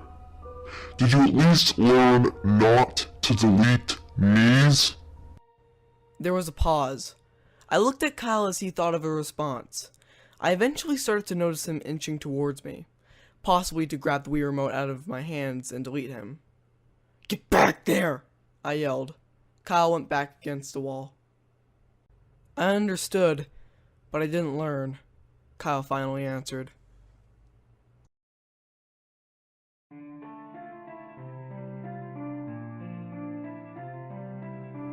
Wow, I thought to myself.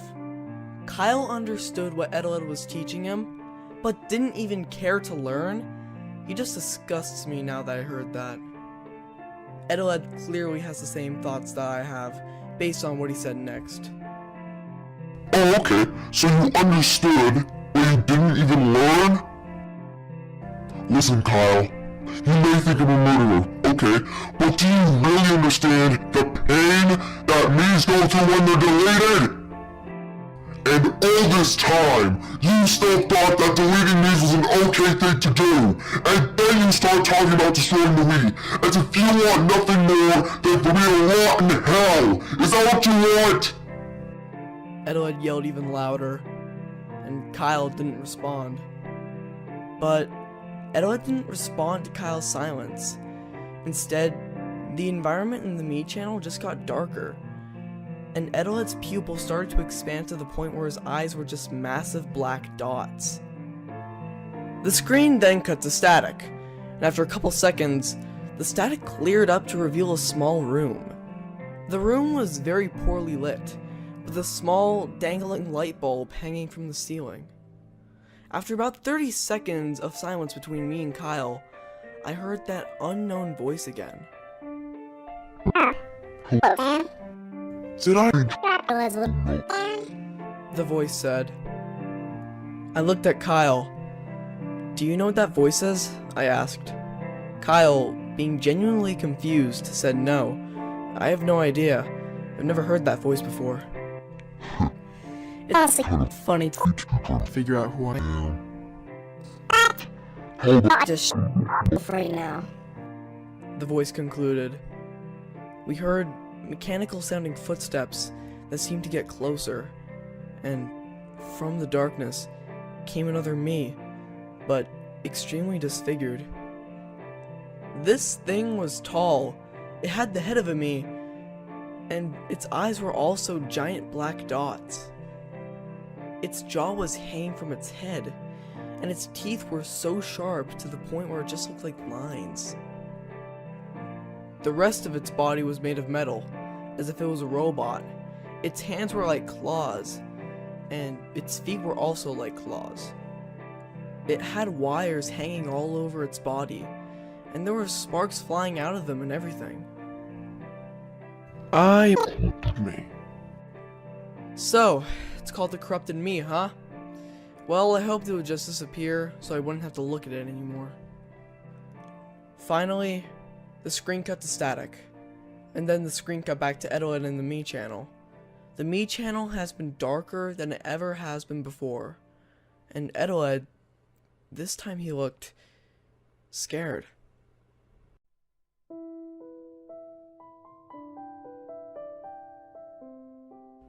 His pupils were back to normal, but he had an expression that signified worry. And then the corrupted me walked on screen. He snuck up behind Eteled and covered Eteled's mouth with its hands, and walked away with him, and the camera followed.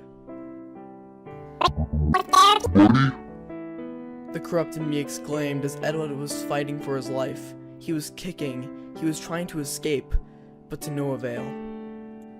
I pointed the Wii remote at the screen in an attempt to help Eteled, but wasn't able to interact with anything on screen. Finally, they managed to get to the delete icon. Eteled then managed to free his mouth from the corrupted me's hands and yelled, Let me go, you son of a mama, scout! But then the corrupted me covered his mouth again.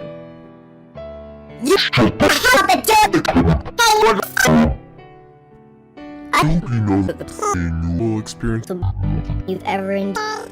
600 you're getting my phone. 600. The corrupted me exclaimed. I was powerless, unable to do anything but watch as the corrupted me attempted to shove Eteled into the delete icon. When he finally managed to do so, Eteled was sent off to the hallway, and the corrupted me disappeared. I looked over at Kyle. He seemed as afraid as I was. He obviously never met the corrupted me before. The screen cut static. Sam, I don't know what to say, Kyle said. Before I could respond, though, I was interrupted by an extremely loud screaming sound. Kyle ran up to the Wii. I'm sorry, Sam, but I need to destroy this, Kyle yelled in a hurry. He unplugged the Wii and ran out of my room. Hey! Get back here! I yelled. I took the Wii remote with me as I ran after Kyle. He was opening the door to my house and running to the road. I ran faster than I've ever ran in my entire life. But then I realized what Kyle was about to do. He was about to throw the Wii in the damn road, wasn't he? But luckily, as Kyle stopped and raised the Wii above his head to smash it on the ground, I caught up to him. I grabbed the Wii and attempted to pull it out of his hands. Kyle had a really firm grip on the Wii and attempted to pull it back. I then managed to actually pull the Wii out of his hands, but then I felt the Wii and noticed that it was extremely hot, even though it was unplugged. I ran back into my house and slammed the door behind me, but I didn't notice Kyle running up to me, and he caught the door just before it slammed shut. He attempted to push the door open and did so. I fell to the ground and Kyle tried to grab the Wii again. I had the Wii remote in my pocket and pulled it out. I then proceeded to smash the Wii remote into Kyle's face repeatedly. I guess he was focused on getting my Wii too much and he didn't notice the Wii remote. He then fell to the ground as I slapped him with the Wii remote several times in the face. Blood then started oozing out of his nose. That's when I stopped. I may have overdone it. As Kyle was wheezing from the pain, I ran back to my room. I shut the door behind me and plugged the Wii back in, and the picture on the screen returned. But what I saw horrified me. Eteled was strapped to a table, with a rubber mouthpiece in his mouth, and 2 electrodes on the sides of his head. I saw the corrupted me standing over Eteled. Eteled just looked at me but couldn't talk. The corrupted me then walked over to a device next to the table. There was a dial on it, and then the corrupted me proceeded to crank that dial. Eteled was then severely electrically shocked, repeatedly. Once the shocks were done, Eteled tried to scream, but was muffled by his rubber mouthpiece. The corrupted me then looked at the camera. Wow! Can't tell channel anymore. I want to know more. Wait, It's because we made him forget. you that.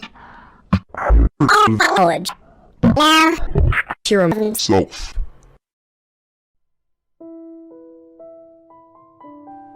As the corrupted me went to turn the dial on the machine again, I yelled out, "Let him go!" I yelled. It was around this time that I heard the door open. I saw Kyle standing in the doorway, and he walked in. "Sam, I just don't want Eteled to do any more harm," Kyle told me. "You mean you don't want the corrupted me to do any more harm?" I replied quietly as I looked back at the TV. Kyle looked at the TV also. We saw the corrupted me reach for the dial and cranked it.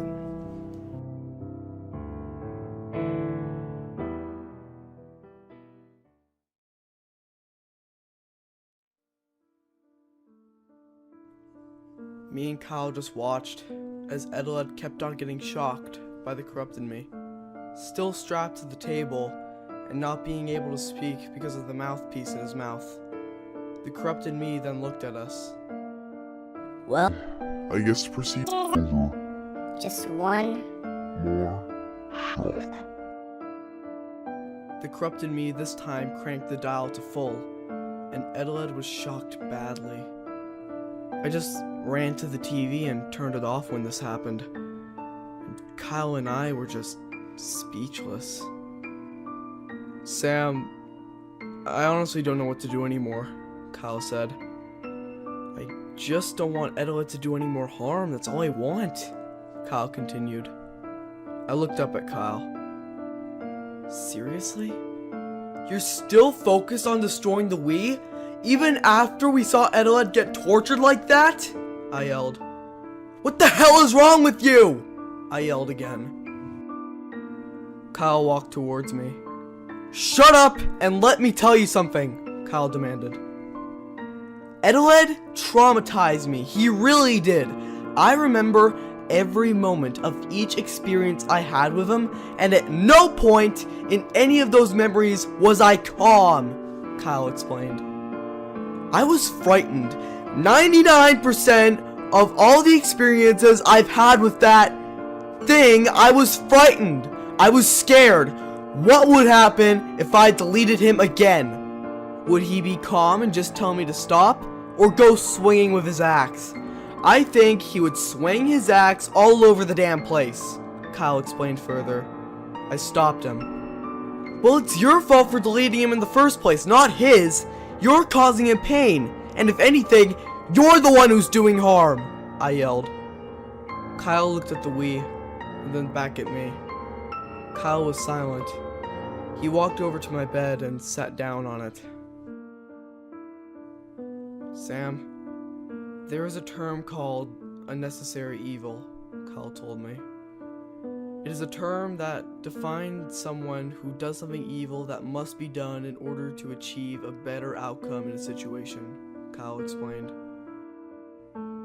In this case, I'm trying to destroy the Wii because it's not just a better outcome for me, it's a better outcome for Eteled. If that Wii is destroyed, his spirit will go to heaven, Kyle explained. I had a look of disgust on my face.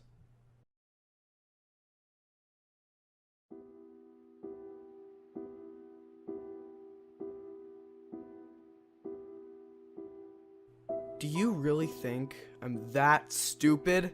I yelled. I know what you're trying to do, Kyle. You're just trying to manipulate me in order to destroy the Wii. You don't care about Eteled's spirit. You just want him gone forever, I yelled again. You know what? Maybe you are a con artist, I announced. Kyle was silent. It felt like millions of times that Kyle was silent. He's just thinking of more useless excuses. I know it. I see it right through his deceptions. But I now know for a fact that Kyle is a degenerate, manipulative con artist. Get the hell out! I yelled. Kyle sprung up from my bed. No, Kyle said quietly. Kyle had his eyes on the Wii, but as soon as he bolted to get it, I shoved him to the ground, resulting with him slamming his head on the wall upon impact. God! Dear God! Damn it! Kyle yelled out in pain. I walked up to Kyle while he laid on the ground, holding his head. I kicked him in the stomach. Ha! Kyle yelled again. Okay, fine, I'll leave! Kyle yelled in a hurry as he sped out of my room, still holding his head and leaning forward. Finally, Kyle's gone. I turned on the TV and saw Eteled just standing there in the Me channel. Eteled looked upset, probably from the torture he endured earlier. Thank God you got rid of Kyle. Thank you, Sam. But there's something you need to know. This Wii's insides will be melted within the next hour or so. Eteled explained. What? I yelled in worry. Feel the Wii. I walked up to the Wii and laid my hand on the console, and I immediately pulled my hand away. The Wii was burning hot, not to the point of giving me a burn, but hot enough to make someone rip their hand away. God, that's really hot! I yelled. Yes, and this Wii's insides will melt soon, so I just wanted to say goodbye while I still can. But is there any way to stop this from happening? I asked. No.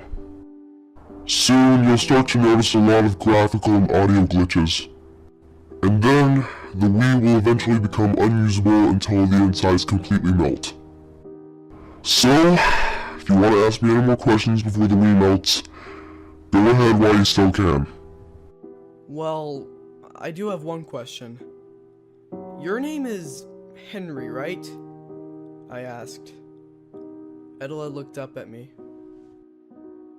I haven't heard that name in a long time, but I prefer not to hear it, please. It brings back so many bad memories. But why? I asked. Please, Sam, I just don't want to hear it. Okay, I said quietly. I heard my phone ring. It was my mother. I left the room and answered. My mother told me that she was going to be late, so I needed to make my own dinner, which would be something like instant noodles. I told her okay, hung up, and went back to my room. This was when a thought came to me. The corrupted me was saying earlier that the electricity would make him forget things, so I wanted to know how much Eteled has forgotten. Eteled, do you remember about the Me channel, or anything else? I asked.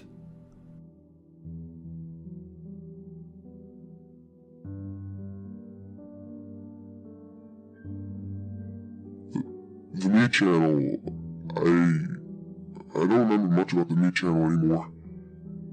In fact, where am I even?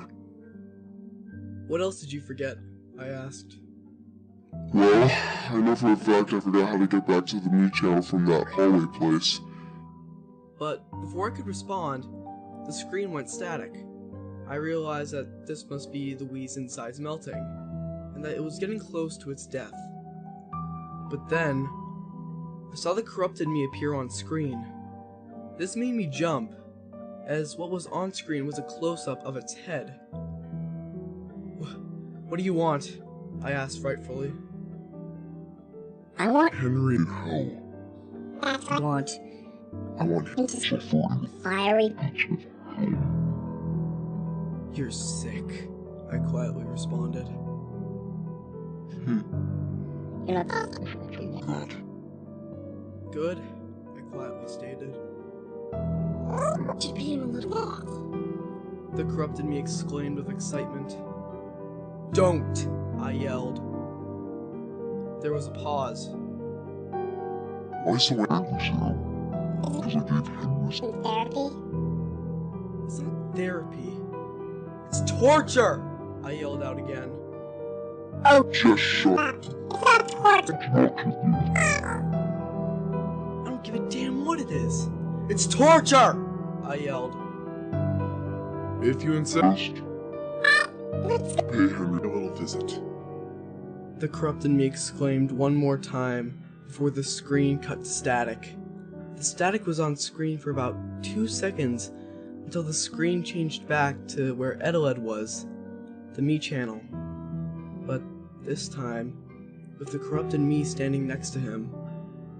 This was where I began to notice some graphical glitches. Textures would go all over the place at times, and the corrupted me began to speak.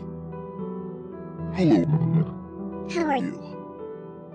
I couldn't make out anything the corrupted me said, because the audio was all over the place now too. You get away from me! Even though Eteled's audio was a bit off too, I was still able to make it out. Why should Oh, back. I'm trying to chop off I like again. We'll get what little me. Nor Does any other weapon exist in I wiped out all the weapons from this trilogy.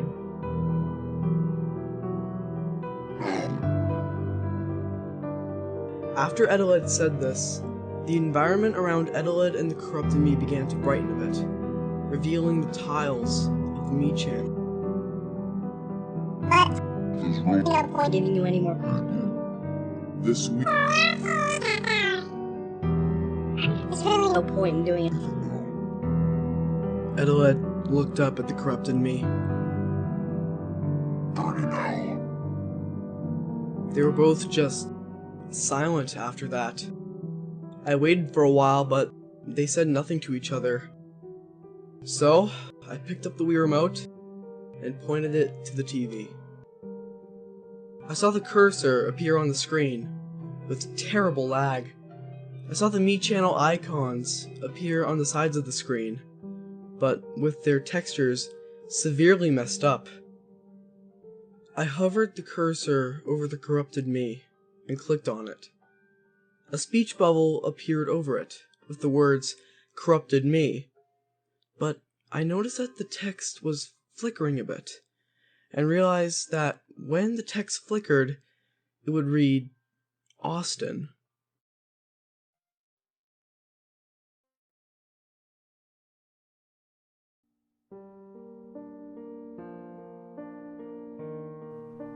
Who is Austin? Was he the corrupted me? Why did I care? I want nothing to do with the corrupted me. I held the B button to pick up the corrupted me.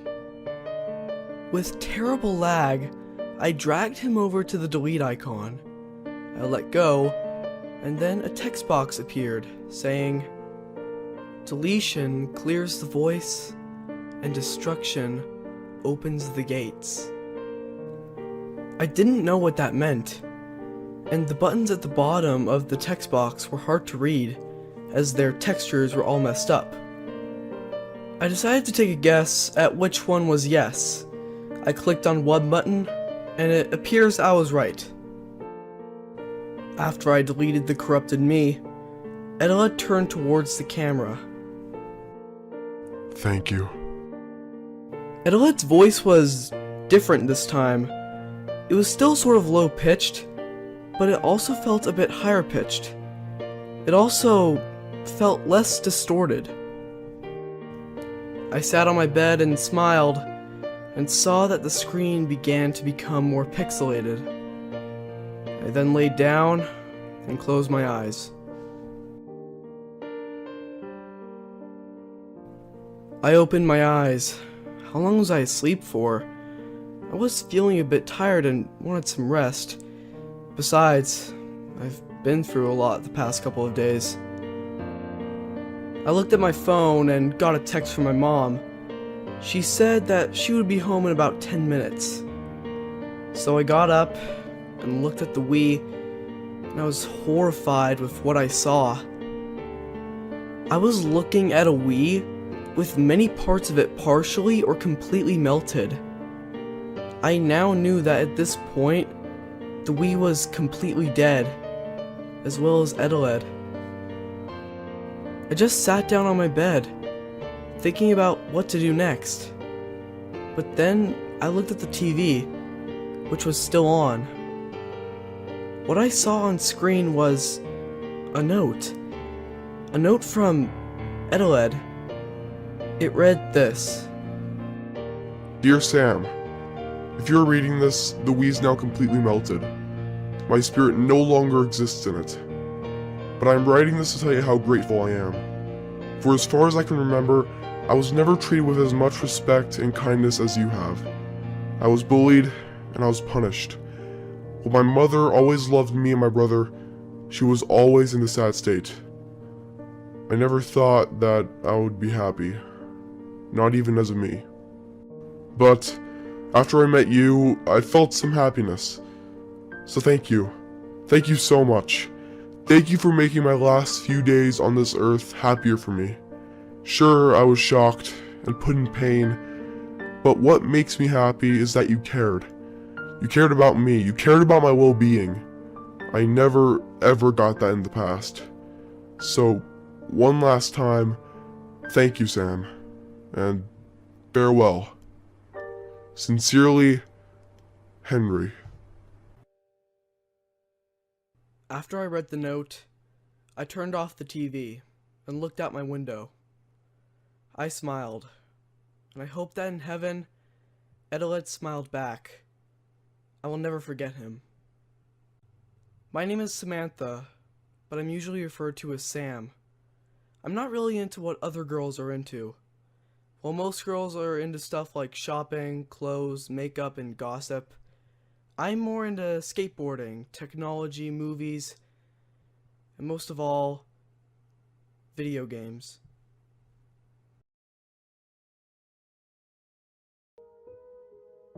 It has been 4 years ever since I've met Eteled, and a lot has changed since then. I am now 20 years old, and I work at a local electronics store, and I'm currently in college. But even now, I'm still riddled with questions about Eteled, and I think about the events that happened time and time again. Sometimes I wonder about Kyle, and what happened to him, but I never got answers to these questions. Until one day. I was working my regular shift at the electronics store, and I noticed somebody walk in. I don't know why, but he looked somewhat familiar to me, but I couldn't put my finger on it. He walked up to me and asked me a question. Yo, you guys have Flink Smash? He asked me. No, but we have other things, I replied. Like what? he asked again. We have Minecraft, I suggested. He looked at me with a thinking look for what felt like 6 whole minutes, and then smiled. Okay, sure, let's play Minecraft. I led him to the back room, where there were 2 computers, each with Minecraft installed. We sat at the computers, and I invited him to my realm. We started a new survival game, and we played for a while, until someone joined the server. Their username was Eteled69. I have never invited someone with that name to my realm before, but I just shrugged it off as a glitch. But then, Eteled69 came to our shelter and blew it up. I typed in the in-game chat, "Oh man, dude, WTF?" And then Eteled69 responded, "Sam, I need your help." I gasped. Was this Eteled? I typed again. Wait, what? Eteled, is that you? Yes, Sam, it's me. I need your help, Eteled responded. I typed again. Okay, what do you need? Eteled responded. Sam, God denied me access to heaven. He said in order to get access, I must obliterate 1.2 billion of the red communists. I was excited by this proposition. I have always wanted to kill 1.2 billion red communists, so I was excited that I can do it with my favorite me, Eteled. And better yet, it was in Minecraft. I looked at Kyle and told him, get ready for a wacky adventure in the world of Minecraft. He looked excited. Ooh, goody! I can't wait! Eteled responded again with excitement. Come on, guys! What are you waiting for? Eteled transported us into the game, and we set off on our wacky quest in the world of Minecraft. Eteled explained to me that before we could put the red communists in the goddamn dirt, we needed to find a special book detailing what we needed to do. We found it in the local bathtub, not too far from where the shelter was that was blown up by Eteled. Kyle picked it up and read it out loud. I was only 9 years old.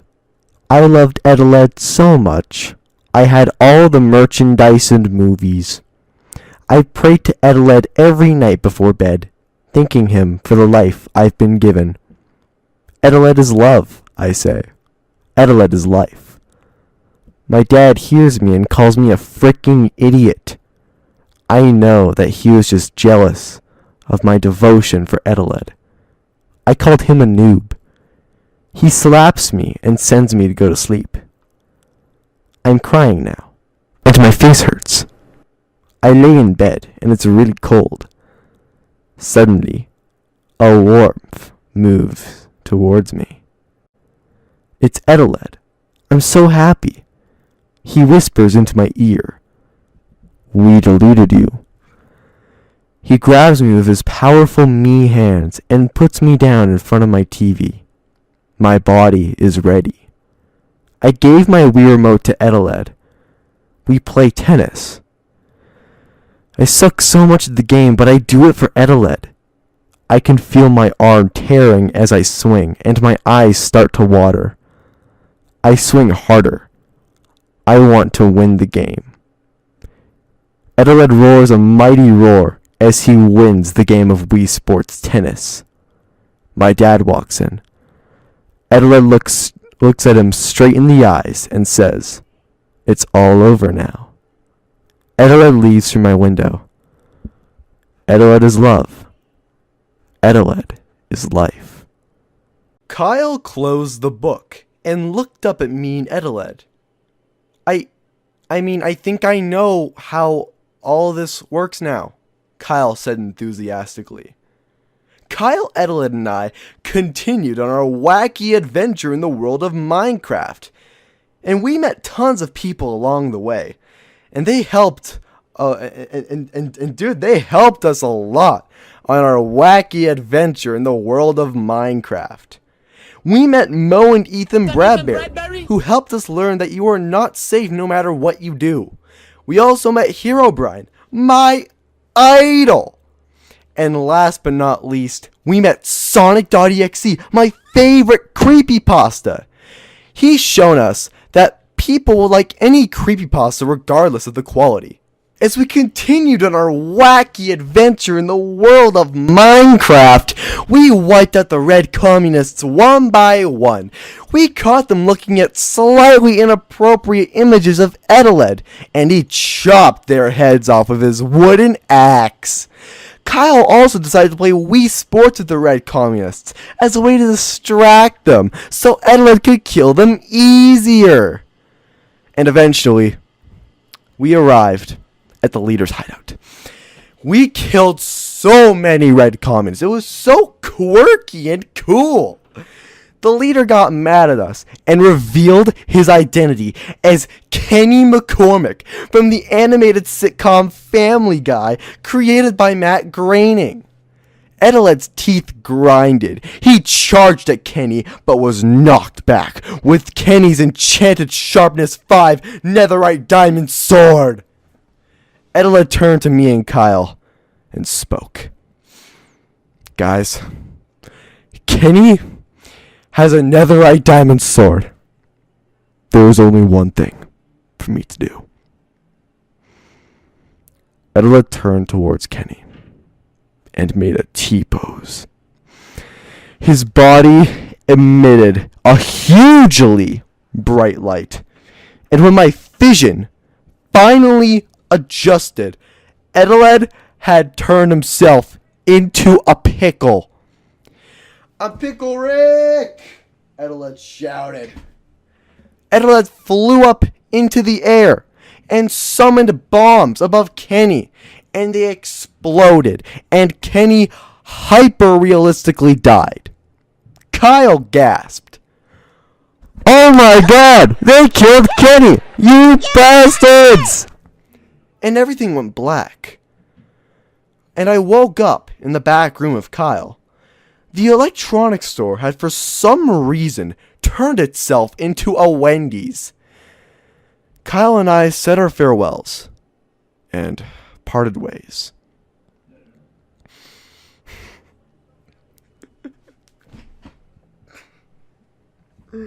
Why did I make this? Why did I make this? Why did I make this? Why did I make this? Jesus. Why? Why?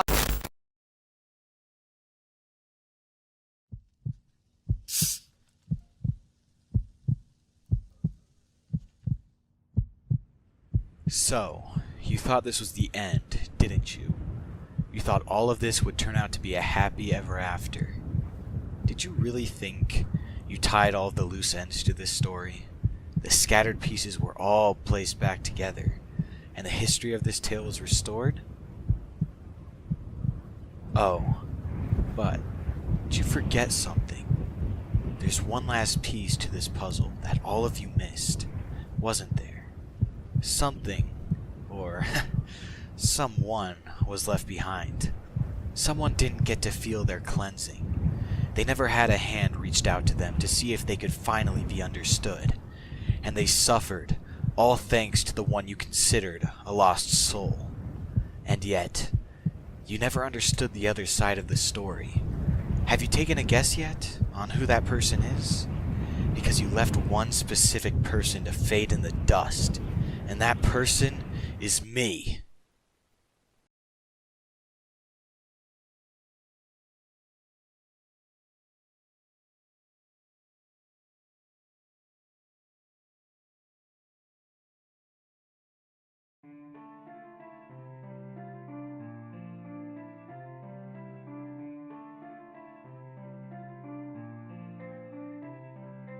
I love this world. The land, the trees, the lakes, the mountains, all so rich and pure. It put me at ease, but unfortunately, there was always one thing that hindered me from truly enjoying it. the people. Billions of people chopping the trees down, throwing their trash in the lakes, and replacing the land with their air-polluting cities. When I was younger, I would stare out the window and I would think to myself, this is my world. It felt like it was all made for me, and that all these entitled businessmen, lawmakers, and presidents had to ruin it. It would make me so angry that sometimes I'd clench my fists while in public. I wanted to punch the faces of everyone around me for bringing all this bullshit into my world. It wasn't fair. But of course, nobody understood how I felt. I was ostracized for feeling this way, punished for feeling this way, and mocked for feeling this way.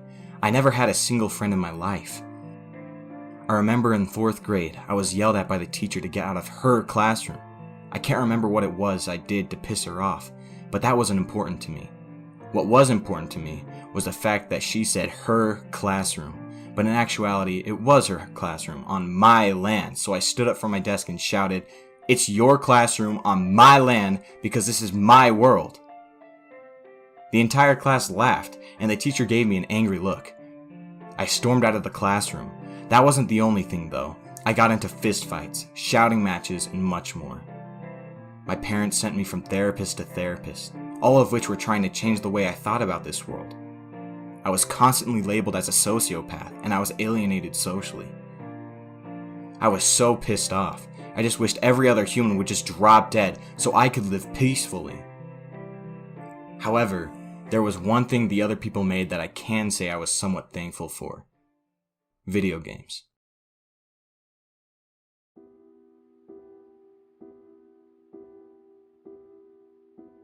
I remember it was the year 1987, on the day of my 7th birthday. I had received a Nintendo Entertainment System, or NES for short. I enjoyed playing the games on that system, so I got the SNES when it came out in 1990, and then the Nintendo 64 in 1996, and so on. It was with these systems that I realized what I wanted to do for the remainder of my life: create video games. I could create a video game and finally get the respect that I deserved. No teachers telling me what I can and can't do in my world, and no doctors labeling me as a sociopath. As I grew older, I learned what the development of a video game would require. Lots of coding, lots of designing, good gameplay, a decent plot, and among other things. My first concept for a game was called Reclamation. The plot revolved around a king who had to reclaim his kingdom from the citizens who've taken over it against his wishes. He'd have to traverse through the land, fighting the citizens and punishing them for their crimes, kind of like Super Mario Bros. I started to practice coding in 1997. I mainly worked with C++, and I got better and better until I was able to create a very rough prototype of Reclamation. I never was able to go past that one prototype though, as I wasn't good at creating art for the game, and I wasn't able to find anybody willing to help me. Since I couldn't finish the game by myself, I decided that instead of trying to finish the game alone, I would work for a company that makes games instead. So in the fall of 2003, 5 years after I finished high school, I officially started my first year of college at the DigiPen Institute of Technology at Redmond, Washington. That was where I pursued a bachelor's and a master's degree in programming and computer science.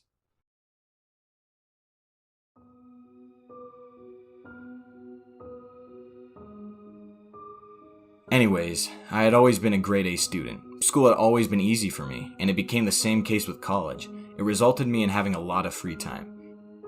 Meanwhile, for what I've seen, other people would hang out with their friends or focus on hobbies in their free time. Honestly, it's such a waste of time. I preferred to spend my free time studying. I'd study a lot about the subjects I saw in my classes. I saw a lot of subjects, apart from the usual coding and development courses. I also studied science, math, etc. In one of my science courses, we were learning about electricity, and they used to assign a ton of homework. One day I was in my dorm room doing some of that homework about advanced electricity uses. Then I got a little stuck at one of the questions, so I got on my computer to try to figure out the answer. Then, while I was browsing the web, I stumbled across something that caught my eye. It was a procedure called electroshock therapy, or ECT for short. The procedure was used on people who had mental health conditions. In short, it was used on people who didn't require such harsh procedures. It worked by running electric currents directly into the brain. When it was used by people who experienced it and well trained, it could change lives for the better. but if it was misused, it had some severe backlashes. Misuse of ECT could lead to big amounts of pain for the patient. Another significant issue was memory loss, and in most cases, memory loss was not permanent. For some, however, the lost memories were never returned. I don't know why, but for some reason I was fascinated by this electroshock therapy procedure. The use of electricity to treat patients seemed really interesting to me.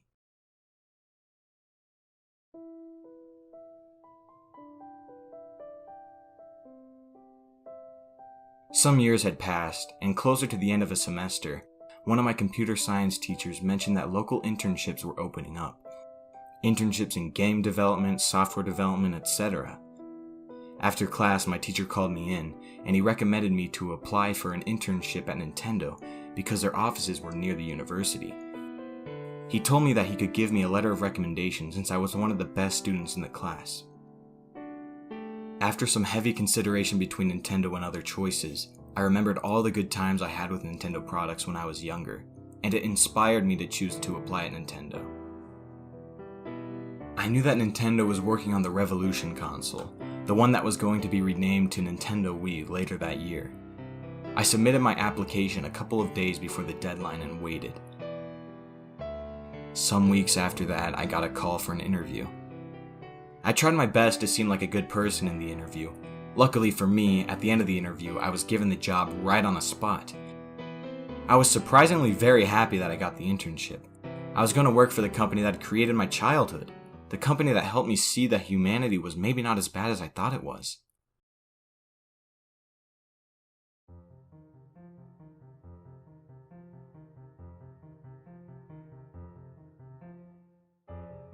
I finally started my first day at summer internship at Nintendo on May 26, 2006, some weeks away from when the official name for the console was revealed, titled as the Nintendo Wii.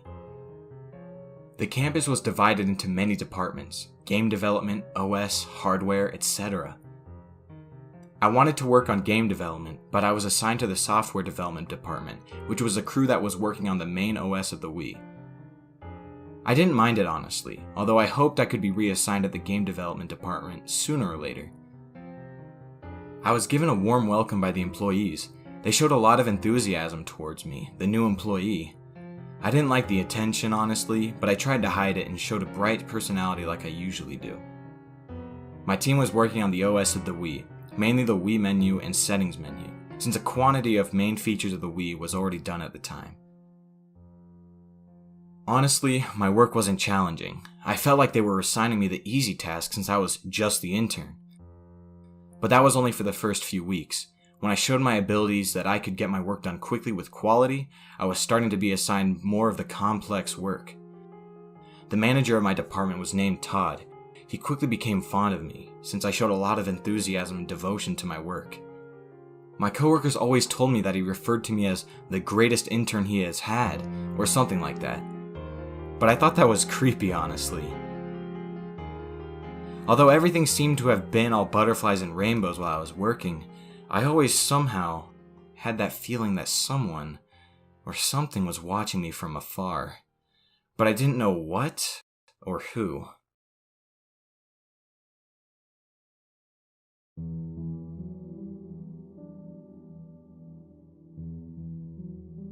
Some weeks later, July 10th to be specific, I was drinking some coffee in the break room, and I thought back to the game that I was trying to develop before college, Reclamation. The concept was still lingering in my head after all this time. It still seemed like a good concept for a game, and a bright idea came to my mind. So, since I knew my manager, Todd, clearly considered me as a good employee, I thought I could use my privileges from my good reputation to get my manager to do something. I had the great idea to pitch my game to him, so he could submit it to the higher-ups in the company. With excitement, I quickly finished my coffee and ran to log onto my computer to write the pitch document. But while I was writing the documents, I quickly became a bit tired. But I didn't let that distract me. I wrote the documents, printed them, and went on my way to the manager's office. When I was walking with the documents in hand, I still felt exhausted. I felt like I was about to fall asleep on the spot at any second. I thought, maybe I just need another cup of coffee. The quickest way from my work zone to the manager's office was through the server room, the server that stores every important document from Nintendo of America. I thought that if I took a shortcut from there, I could stop by a different break room right before going to the manager's office to get some coffee. The server room was big, with multiple server machines perfectly ordered, so they made multiple hallways of server machines. It could be a maze if it wasn't so organized, to be honest. There was a door to the end of the hallway, which leads to the other side of the office, where my manager's room is located. I was still feeling exhausted and seriously sick from it. I was halfway through the server room, leaning myself on one of the server machines. Then, I slowly collapsed on the floor and passed out.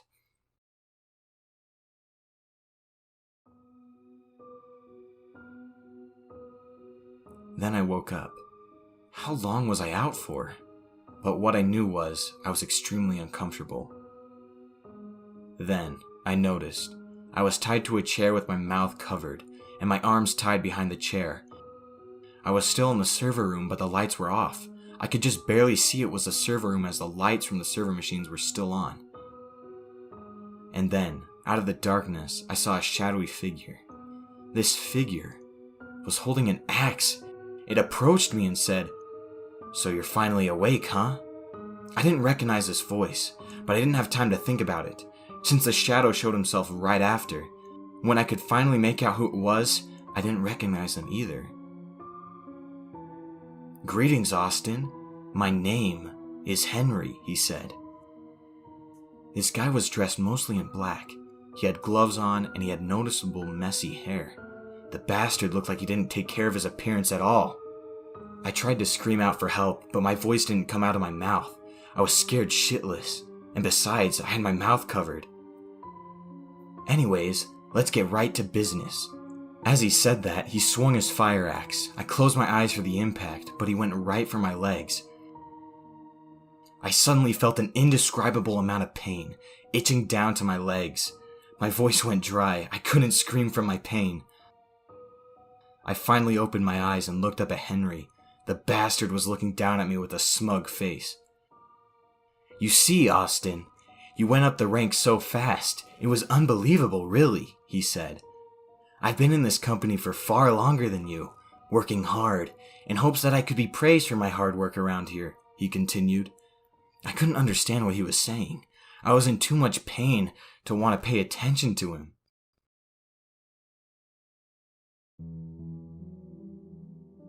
I'll admit, I got a bit envious, but who wouldn't be? But now that I've got you all to myself, my spite will be pleasing, Henry continued. I looked beside Henry, noticing that the documents of my game proposition were still on the floor. Henry then picks them up off the floor and reads them for a bit. "Reclamation, huh?" he said while looking at my documents. "Can't have this going around now, can we? Your work may be praised by the people around us, but deep down, you know it's nothing but trash, just like you." Then, Henry rips my folder in half and threw them in the nearby trash can. "Feeling stale much, huh? Wonder how that happened. Maybe your drink tasted a little off today," he said, while he had a smug look on his face. Then I looked up at him in the face. We stared at each other for a couple seconds, while I thought, did this fucker drug my coffee? What a dirty tactic. "Oh, Austin, if only I could have a little more time to play with you. You see, you weren't meant to last long here in this company. See you on the other side, old friend." Then, Henry took his final swing.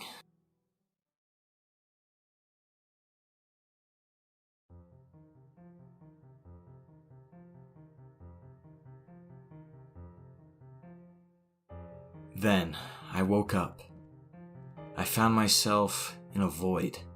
It is hard to describe. It was not exactly a black void, but a void of nothingness. A void of that color. That colorless color that you see when you sleep. The void you encounter yourself in when transitioning from dream to dream when you sleep. It didn't have a color. It didn't have a texture. It was just nothing. I couldn't feel anything. In fact, I couldn't feel my body at all. I couldn't feel anything. It felt like none of my senses were working. There was no temperature, not a single cold or warm feeling.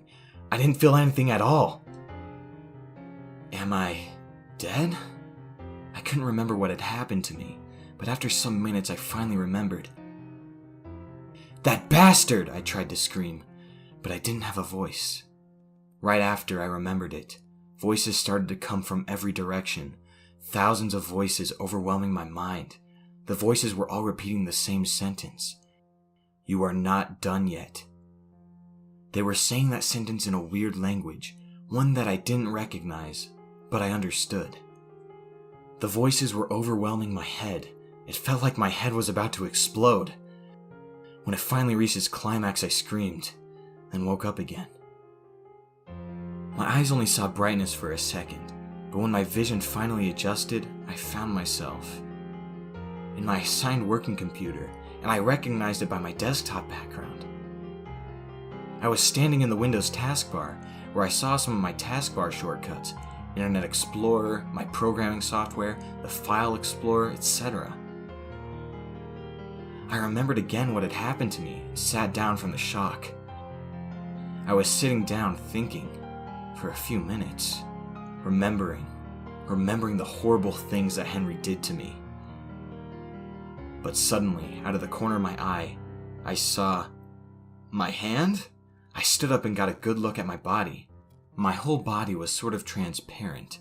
I could still see it, but it was barely visible, and my whole body felt like it was going to break apart at any second. It felt unstable. I was not feeling any sort of pain per se, but it was a weird feeling throughout my body. How am I still alive? I said to myself, and I realized that my voice was finally back. It felt like it had been hours since I've truly said a word. Was this a miracle? Did some sort of god give me a second chance? I didn't know.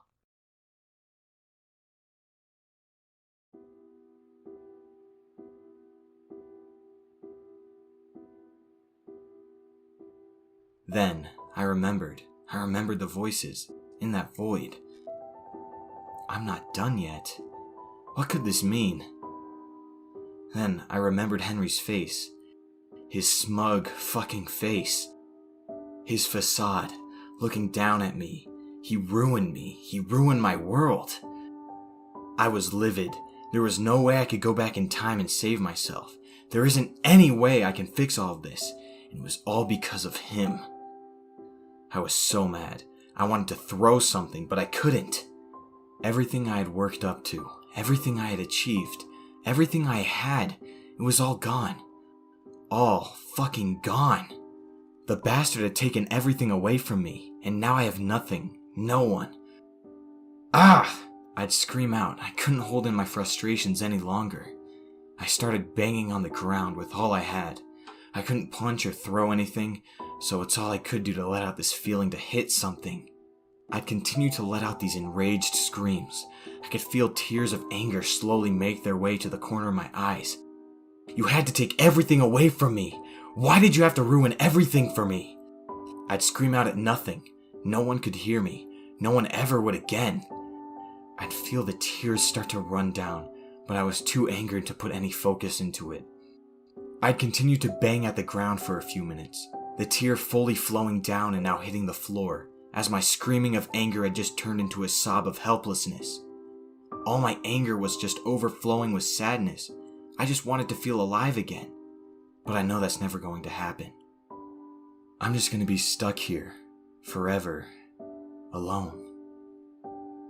I guess there's nothing else to do than just explore. I'd managed to slowly let out some words as I let out a deep sigh, before wiping my tears and standing up.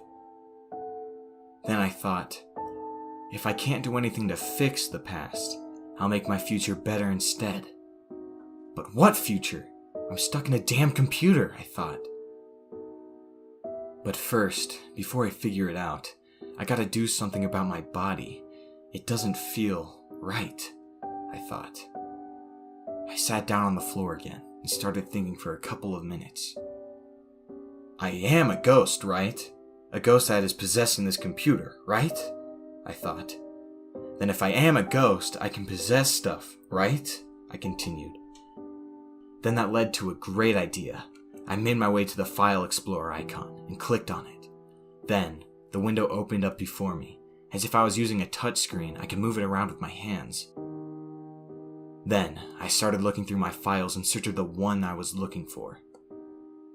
But suddenly, when I was scrolling, I found a folder named Reclamation, the one folder where I stored the documents I made for the proposition of the game.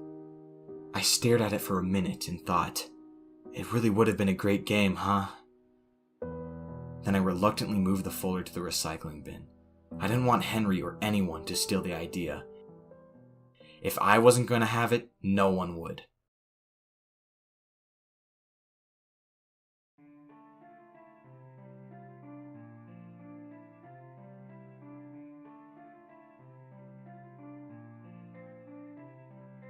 After that, I continued the search for the file I was looking for. Then, I found it. The file was named mechannel_simu_ version 0.14.exe. This file was a bare-bones PC port of a prototype mechannel version that I was given some weeks ago. I was not really familiar with the mechannel, since it was already pretty close to completion when I was hired. This prototype was one of the first versions of the mechannel. This version basically only had head shapes and facial expressions. I would have gone for a later version, but I was stuck with the version that I had since I was just given the prototype. I opened the file, and the simulation started. I was led straight to the Me Creation menu. I selected my gender, head type, average eyes, and mouth. I would have also gotten hair, but they didn't have any work done in this development version. So, I had to go with a bald head for now. I also wanted a body with the Me, but the bodies were not being worked on in this prototype at the time. So I got an idea. In another window on my desktop, I opened the Paint app. It was difficult to use, but I made some basic gray and red shapes, and I saved the shapes as PNG pictures. I studied some 3D modeling at college, so I knew the basics of it. I had the idea that I could make a 3D model of a basic body. I opened a modeling program that I had installed on my desktop and went to work. I ended up making a very rough model of a body. It looked sort of robotic, but it would work for now. Then, I imported the Me head that I made previously into the model and exported the final result onto my desktop. By this point, I was surprised by how easy using the computer was. I got really used to it really quickly. But anyways, after that, I opened the exported model file in a model viewer I had installed, and got a good look at the model. If I'm a ghost or some sort of spirit, wouldn't that mean I can use this model as a body to sort of keep my soul in form? I asked myself. Then, with curiosity, I tried to walk head-on to the model I created. I suddenly had a weird urge to go right inside it. Then, as if I was a ghost, my hand went right through the Me's body. It felt like my hand was submerged in water. I pulled my hand out and chuckled. I turned around my back and walked backwards.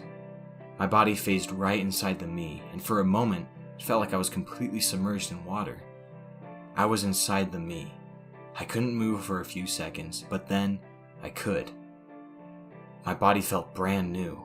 My being didn't feel unstable anymore. It finally felt like I had a real body again. I got happy. It felt like I hadn't had a normal body for a long while. While I was moving around in my new body, I noticed something in the distance, far from the desktop. Far in the distance from where I was, there was a hole. A black hole.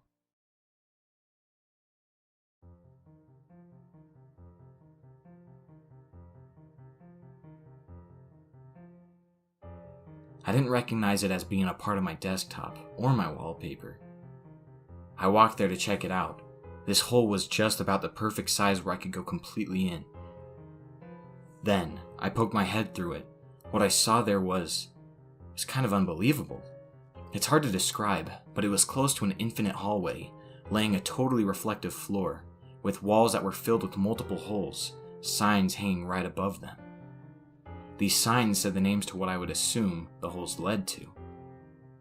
Multiple names of computers and their owners, electronic devices, Wii testing devices, and network devices. There were a lot of them. I couldn't even count them. But one name caught my eye. Security system. Then, I took my head out of the hole. I stood there for a minute, trying to process what I just saw. By what I saw, I guessed that it would lead to other machines at Nintendo. But how? Why was this here? Curiosity took over me, and I decided to enter into the hole. When I was inside, I looked behind me, and there was indeed a hole that leads back to my computer. But I remembered, since I was, dead, my computer would be reset and given to a new employee, so I decided that I wouldn't go back to my assigned computer, in case something happened to me while I was inside. Then, I looked below me. The reflective floor showed me, my new body. I smiled and continued walking. I headed towards the hole that caught my attention, the security system. When I headed inside, I found myself in a small room. I looked in front of me, and there were dozens, hundreds of uncountable screens. These screens were showing security footage from all the cameras at Nintendo of America, not only the software development department. But one camera, the one at the center of the wall of screens, was only showing static. Ignoring that, I decided to head back into the hole. But then, I had the urge to look back again while I was leaving. I noticed that the center camera had stopped showing static. I walked back to see it up close. This camera was now showing footage from the server room where I was assassinated. It was still dark, but I could barely see something that shook me. I could see my real-life body, still tied to a chair, missing its head and legs, and the surrounding walls were completely splashed with blood. I could see no trace of Henry.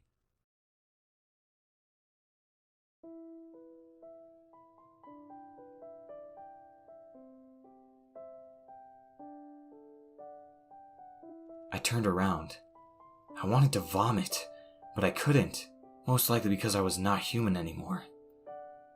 Then, after some self-reflection, I looked back at the screen. After some seconds, suddenly at the end of the hallway, someone opened the door. I could barely make out who it was, but I believe I saw one of my coworkers, Mike. He turned on the light, then he saw me. He immediately turned around and left the room with his hands covering his mouth. I kind of felt bad for him. I would have done the same. And finally, I turned around and left the room. I went back into the hole from where I came and entered the weird hallway with holes again. Since I didn't want to go back to my assigned computer, I decided to find a good computer where I could stay for the time being, while I figure out what to do from here on out. I started walking, and after a few minutes of walking besides countless holes and endless machines, one of them caught my eye. This hole was named desktop_Henry Morris. Henry, I thought. I was surprised to see it there. I forgot he obviously would have had a desktop here. With curiosity, I entered the hole that would lead to his desktop. When I came out of the hole, I found myself in an environment similar to where I first woke up, but it was kind of basic. Henry had close to no taskbar icons and the default Windows background, but that didn't matter. I didn't see anything that pointed to Henry using his computer at the moment, so I started walking from the hole where I came from.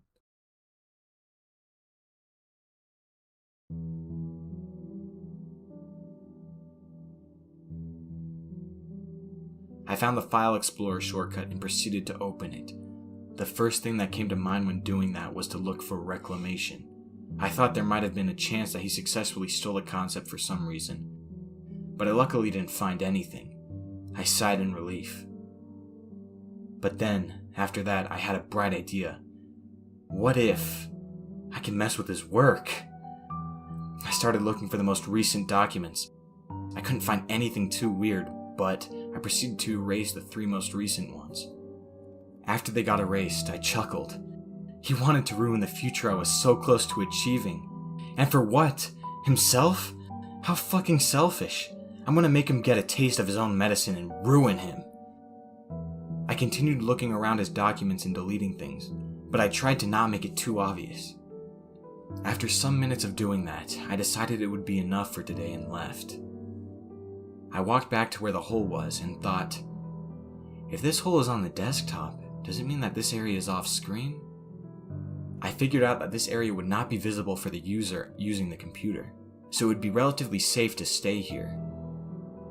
I knew that just messing with Henry's work for the rest of my post life wouldn't get me anywhere. But then, I thought, What if I helped Nintendo?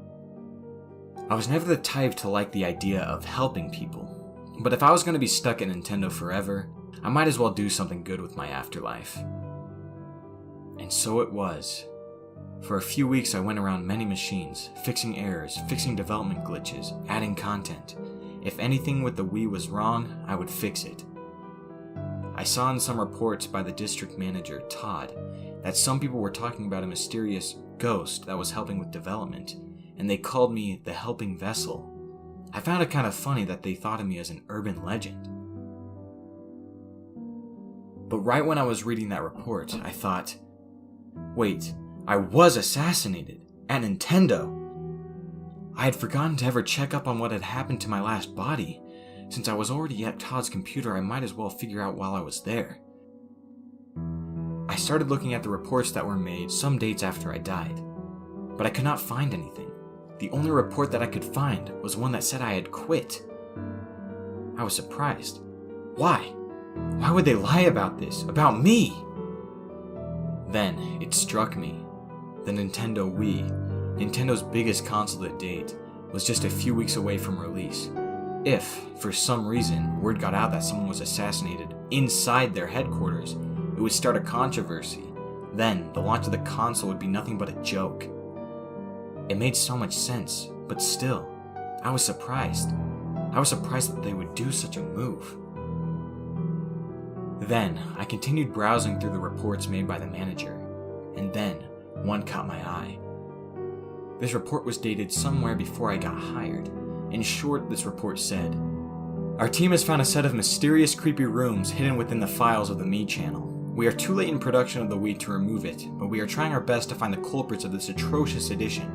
So far, we have only found what seems to be a hospital hallway and a functional electric chair room.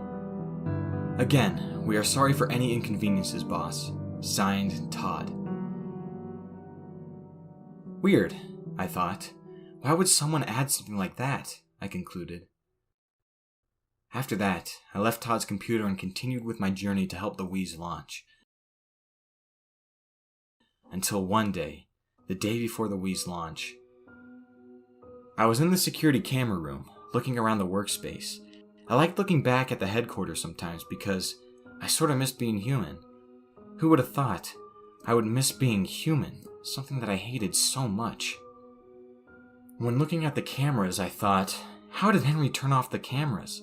It was obvious he was not part of the security department, so I thought for a second, if he had any collaborators. But that thought was interrupted by something I saw in the cameras. I saw Henry. I had not seen that good-for-nothing in a while, not since he killed me. "That bastard," I mumbled. I was not happy to see him.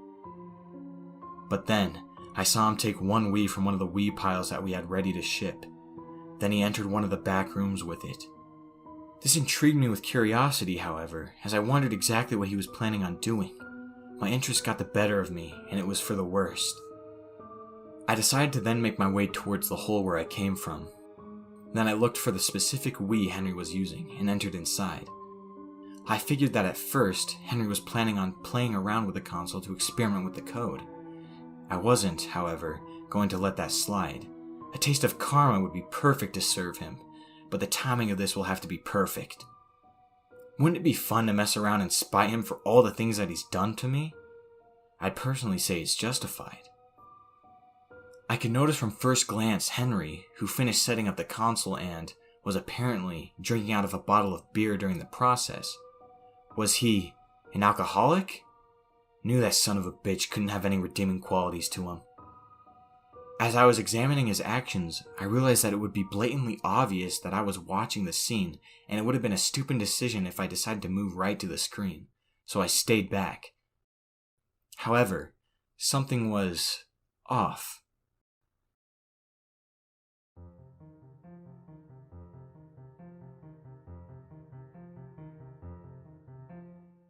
I looked back and saw Henry, who was focused on opening up the Mii channel.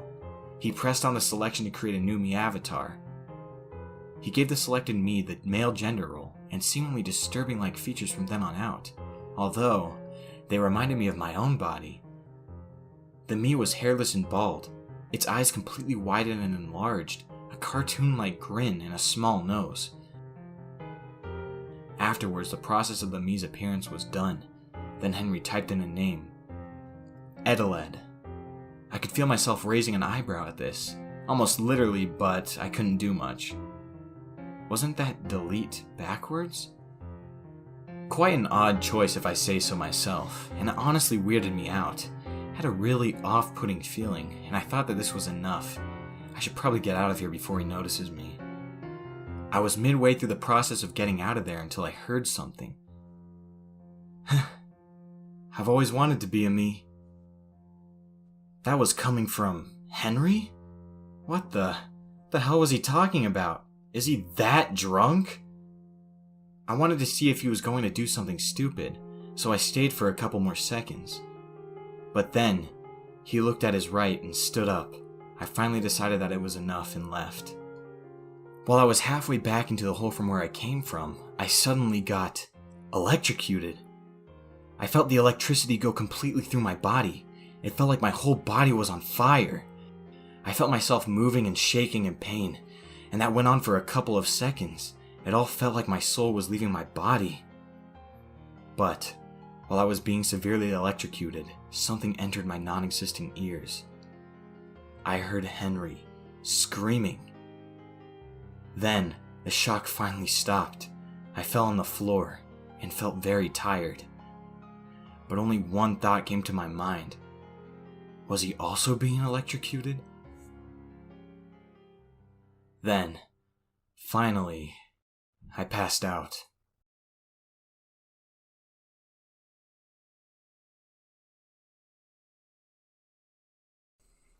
I woke up. I found myself in a dark room, laying in a bed, inside of a hallway.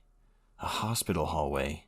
The atmosphere was dark, and I could see countless to endless beds in the distance of this hallway. After looking around my surroundings, the reel of memories flooded back to me. What happened to me? I thought silently to myself. I stood up, and I instantly almost tripped. My body suddenly felt sort of incomplete. Then, I looked at my hands. Every few seconds they would kind of glitch out. I realized that my whole body would do that. It was like my model was sort of corrupted. Then, I started walking and walking. Questions were filling my mind. I couldn't comprehend what had happened to me. But then, a memory came back to me, from some weeks ago, that mysterious document from the manager. Is this that hallway? I thought. Then, that means I'm still inside of the we, I continued. I sighed. But after that, I noticed that my voice changed. It sounded weird. It sort of sounded glitchy and distorted. Then, a realization came to mind. Maybe, just maybe, the shock of electricity that I received corrupted my model, maybe even my soul, made it act like this, but I hoped it was not permanent. But soon enough, I continued walking, looking for a possible way out. I needed to go back to the hole. As I walked, the hallway started getting darker and darker. Suddenly I got to the end, and I found a door right in front of me. As I went through that door, I found a chair with a mysterious machine beside it, including a headset attached to it. I just stood there, kind of speechless. When I entered, I instantly got reminded of the mysterious electric chair that was mentioned in the reports alongside the hospital hallway. I couldn't comprehend it, but it was real. Then, suddenly, I heard a scream. It was an agonizing cry for help. I immediately rushed outside. When I got out of the room, I saw a me, or better said, Henry's me. I stood there for a second, looking at it, and examined it directly. It was wearing light blue hospital clothing, holding its hand to its stomach, containing a very fearful and paranoid expression plastered on its face. I stared at it for a couple of seconds. Then, without hesitation, I jokingly tried to be friendly to it to see where it would go. It was obviously just a me. It wouldn't kill a fly. "Hey there, fellow me," I said. Then, I noticed that on its hospital clothes, it had a little name tag with its name, and I read it out loud. Eteled, huh? It's still a weird name. I continued. But then, the me suddenly spoke. With a shocked tone it said, My name is Henry, and what are you? Wait, Henry? I jumped backwards, taken completely off guard. I was not expecting it to do anything, but... Henry? No, that's impossible. But then, I remembered it all. I remembered that Henry was screaming when I was being electrocuted. It all connected in my head right from that moment forward. For some sort of reason, we were both electrocuted, and Henry died from the result. And now, Henry's soul lives in this we, or more specifically, in his me. There's no viable way Henry now lives as this me, I thought. We just stood there for a couple of seconds in complete silence with bare to no movement. I was in true shock.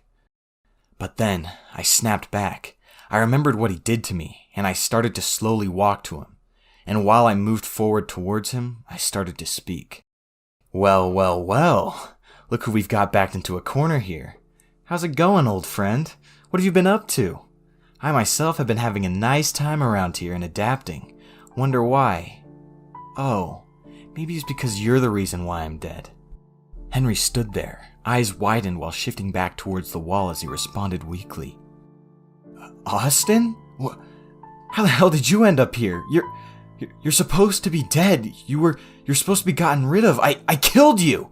He exclaimed in fear. Oh, you thought you killed me, huh? Hilarious. I'm truly charmed, Henry. Did you really think you could have taken me alive that easily? I alleged back at the figure standing in front of me, abruptly obtaining confidence in my voice. It looks like the tables have been turned around towards my side. Really? I chuckled before continuing. It looks like I was worthy of obtaining a second chance at life, just how I desired it. What better way is there to use the time I got than giving you what you deserve? The hopeless figure only fearfully stared back at me, looking objectively just like prey. Austin, please, I'm sorry. I never wanted it to turn out like this. I'm sorry for killing you. I have been really trying to move on from it, I swear to you, Henry whimpered. He continued only to cower in panic. It's too late to go back and try to fix the past. The both of us are dead and we can't take it back. But it's not too late to fix what comes forward. We can always make peace and move on from the past. Can we? He anxiously exclaimed. His offer only became more and more desperate. I only scoffed back in disgust. Well, you really should have thought twice about acting like you did before taking it out on others, Henry.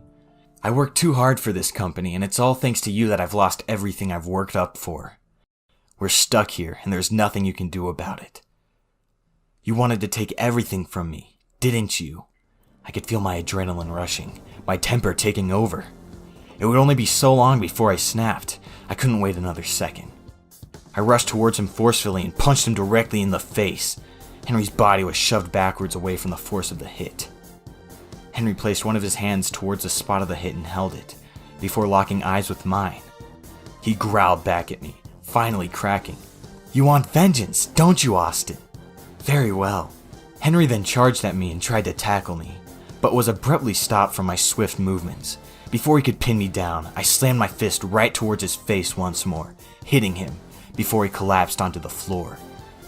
Henry rose again, standing up and attempting another attack with his right arm, but it was blocked by mine. Then, I noticed his leg, and did a leg sweep that made Henry fall over. At the distance, I noticed the room where the electric chair was located. I grabbed a hold of Henry's leg and began to drag him towards the room. He was struggling, but I didn't hesitate one bit. This was what I always wanted. I finally arrived at the electric chair room. Then, I threw Henry towards the electric chair and tied him up while he was desperately trying to fight back. I was quick to find a dial in the device beside it, and I proceeded to crank it up. It was around 2 seconds before it started, but in those seconds, I looked at Henry's face. He was looking at me with an angry look. Henry then was severely electrocuted for several seconds. I only stood there and watched the view, satisfied, with a grin on my face. Well. Look at how the tables have turned once again. Oh, how pitiful it is to see you here all helpless and restrained, with nowhere to run. This is what you get. When the procedure was finally over, Henry had passed out, and I looked at his body, happy with my accomplishment. Some minutes had passed, and Henry hadn't woken up. While I waited for him to wake up, I decided to kill some time by doing anything, but I didn't know what. But, while I was still at Nintendo, I figured out how to easily pull up the Wii's internal files and developer tools while I was directly inside the Wii. So, while Henry was still strapped to the chair and passed out, I was busy examining the code of the mysterious hospital hallway in the electric chair. While I was examining it, I figured out that the hospital hallway is where Miis go when they get erased in the Mii channel. When they get erased, the Miis get automatically strapped to life support machines in the hallway, and a pain value triggers in their code, meaning that they also go through extreme torture when they get deleted, and this pain value stays triggered in them forever, until they die, and the value doesn't seem to be removable. And the pain could even be multiplied by a bug in the code, if the Mii would somehow be deleted multiple times, but that was unlikely to happen. Soon enough, after some amount of time decided by RNG, the Mii would die, and get completely erased from the Wii's memory. The code seemed to have been done by an amateur. It was super easy to read through, and it was filled with errors and bugs. Simply by looking at it, I found out how to easily escape the hallway and go back to the Mii channel and back with a bug on the code. I didn't understand why all of this was here. By a technical standpoint, having this extra process on the Wii's processor would not help with anything, and by a developer standpoint, this feature didn't make sense either. But anyways, I started looking at the electric chair's code after that, and I found out that it creates fake shocks to simulate electricity, so it wouldn't have any of the normal effects real electricity could cause on someone. Basically, triggering a pain value on the patient's code again, but this time, the pain doesn't stay until they die. The code didn't point to this chair being used for anything. Its processes and features were not tied to the hallway at all, besides them being connected by rooms. After I stopped looking through the code, Henry hadn't woken up yet, and I got tired of waiting. So, I used the bug I found in the code to send Henry's unconscious body back to the Mii channel. After that, I left the room, and I discovered one of the holes to go back to the hallway place, which sends me to the other electronics at Nintendo. In relief, I ran over to it. But, when I tried to go through, something stopped me. It was like a barrier. An invisible wall of sort was pausing me from going through. I could not even see the other side. I desperately tried to go through, but I was unable to. I kept pushing myself for several minutes. Thoughts were filling my mind while I was in the process. I'm never gonna escape this stupid Wii, I thought. I only stopped as I let my temper rise. I was livid, and that couldn't stop me from hitting the wall beside the hole.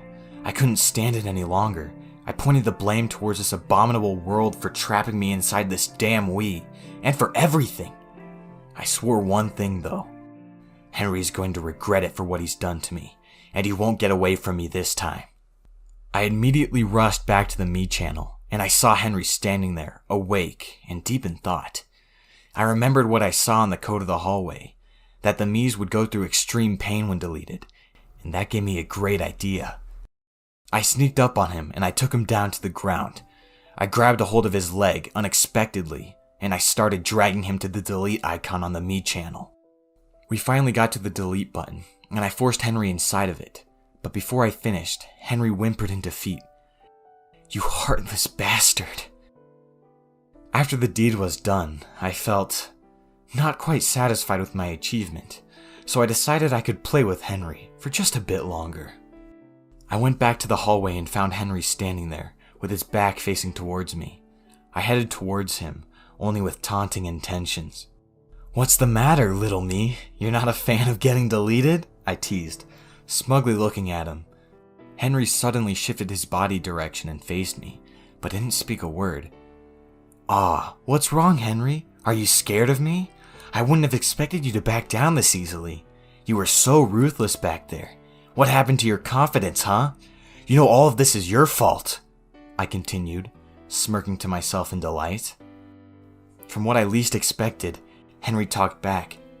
"Don't call me that," Henry responded with an almost silent tone.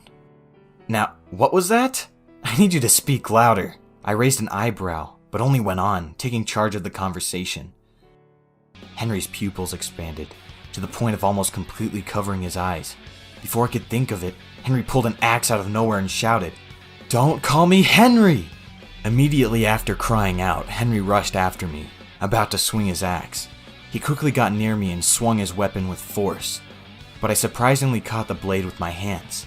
I didn't think it would work. I even expected to miss. My, you think a little weapon is enough to scare me? Where the hell did you even find this? I exclaimed. After I said that, Henry continued swinging his axe while I was backing up. I think it can! Suddenly, Henry luckily struck a hit on me, right on my chest. I dropped on the floor, holding my hand on the wound. My vision panned down. My wound was huge. There was no blood or anything similar, only pain. Pain that I needed to give back to Henry. So, do you really think that would do anything to me? I exclaimed. Without hesitation, I quickly rushed at Henry, leaving him with no time to react. I grabbed him by the neck and pulled him up. With a grin on my face and a scared look on Henry's, I glared down at my hand. I forgot I had modeled it to be low poly, so they looked like claws. I realized they were perfect for the job. I smiled and swiftly cut Henry's head off with my claws. I dropped Henry's dead body on the floor, but I was still not satisfied. I knew that Henry would appear on the hallway again at any minute, and he would most likely find a way to get back to the Me channel. So, I figured that playing with Henry for the rest of eternity wouldn't be satisfactory, since he would come back again and again. I started walking. I wanted to find a way to punish Henry for all that he did to me once and for all. The pain on my wound had already stopped aching by then. While I continued walking, something caught my eye. On a wall at my right, I saw a broken glass box with the label "Emergency" on top of it. That must have been where the axe Henry was using came from. It would be obvious they would add some kind of background prop like that in this kind of scenery. Then I ignored it and continued walking. While I was walking, I started brainstorming various methods, but suddenly a memory came to me. I remember the thing that I found while working on homework for college all those months ago. ECT. Electroshock therapy. If I could use it correctly, I could make Henry go through extreme pain and forget everything about himself. But how? I knew that the electric chair inside the Wii caused fake shocks. I started thinking. But then, an idea came over me. "The power supply!" I exclaimed with excitement. I realized that if I could find a way for the electric chair to draw in real power from the power supply, I could guide the electricity towards the electric chair. But for it to work, the Wii would have to be plugged in, something that would be hard to achieve. Except, if some unlucky bastard bought the Wii we were in. If I could execute the plan while the Wii was plugged in, it could work. But then, I realized that if the motherboard, where the processor and RAM were, suddenly got a lot of power from the power supply, the motherboard and the rest of the Wii could overheat, or even melt. So I only had one chance to do it. One chance to finally punish Henry, once and for all. I immediately ran towards the electric chair room and got to work. I knew that it would take a lot of time to do, especially because of this messy code, but it would be worth it.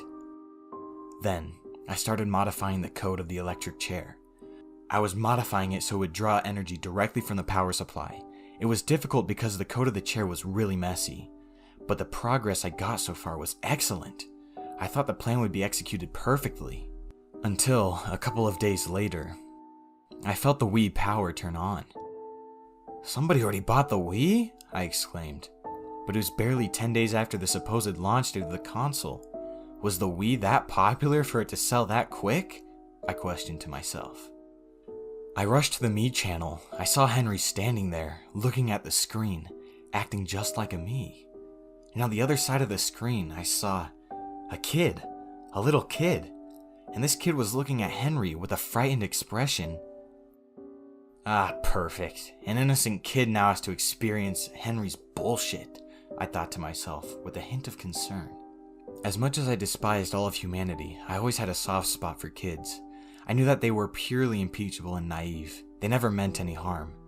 Unfortunately for them, though, it won't always be this way. They'd eventually grow up to become just like the rest. So, if I wanted to execute my plan without affecting the kid, I would have to wait. But my thoughts were interrupted by the kid. The kid suddenly grabbed Henry with the Wii remote and deleted him. I was shocked by this happening. I didn't think the kid would delete him. Damn, was that me really that creepy? I thought. Then, the kid proceeded to create a new me. This me was seemingly less obscure compared to Henry's, with average features, but it appeared identical to the kid's appearance. And this kid named his me Kyle, something that I would assume was the kid's name. But by the time the kid finished his me, Eteled was back at the me channel. He must have figured out the bug too, huh? Then the kid immediately deleted him again the first chance he got. He proceeded to leave the Wii menu and decided to go play some Wii Sports, the Wii's packed-in game. I didn't want to stay to see the rest. After all, the modifications to the chair were still not done. I went back to the electric chair room and continued with my work. But after around 20 minutes, I heard the kid outside. Apparently, he started having a conversation with Henry back at the me channel. I couldn't make out any of Henry's words, but I could hear the kid. The kid was mentioning how Eteled was creepy, and how he didn't want him in his me channel. I felt sympathy for the kid, for having to deal with Henry and all his bullshit. But that gave me even more motivation to punish Henry. Some days had passed, and while I was messing around with the files, I figured out how to change certain properties of the Wii's image. I could make the screen go black, go to static, completely disconnect it from the TV, and I could even change the atmosphere of the me channel. But I bet that Henry already figured out how to do it, since he also figured out the bug to go back to the me channel. I thought that this ability could be useful for my advantage later. Around a week had passed, and I was almost finished with the modifications to the chair. I hadn't heard much of the kid, until that same day, I heard a new voice. I went back to the me channel to see what was happening, but when I arrived to find Henry in the middle of killing a me, the kid's me, with an axe. Kyle's me seemed to be in a lot of pain. It seemed like Henry had cut off the legs of the me, and was about to deal the final blow. Henry sure has something about cutting off legs, huh?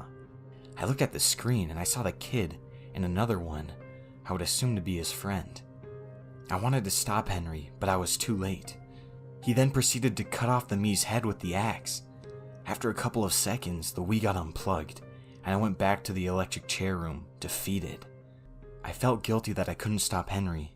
It's safe to assume that the kid, Kyle, is now in some sort of shock, or even traumatized, along with his friend. But that pushed me even more to do what was needed. As more time passed, the chair was finally finished, but I haven't felt the Wii being plugged in since that day. It would be safe to assume that the Wii was saved somewhere, or even returned to the retailers. So I waited. It was a long wait. But I would sometimes find myself daydreaming about how it would feel to be a human again. I couldn't even finish college when I was alive. I left my parents with so much college debt. Or I would find myself dreaming about many other things that came out of my imagination, like self-made TV shows, drama, comedies, etc. I would even play Wii Sports every once in a while. Being inside of the game itself would be something that my past self would have loved, and it was kind of fun, to be honest. And sometimes I would go back to the me channel and play with Henry. But the things I did were not satisfying me, because of the anticipation to finally execute the plan. Now, it had been around 10 years. I could tell by the Wii's internal calendar.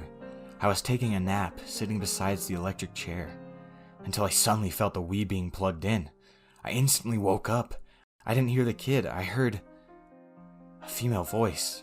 She proceeded to open the Wii menu, and then she started to talk to Henry. Again, I couldn't understand Henry, but I could hear the new voice. Apparently this new voice was named Sam, but she had empathy towards Henry and treated him with kindness and respect. She didn't want to delete him like Kyle did. I was a bit annoyed by that. I didn't think Henry deserved to be spared. They then proceeded to talk about how Miis are sent to a horrible place when they get deleted, but apparently Henry didn't want to speak more about it. That's all I heard that day. I got excited with temptation by the thought of this.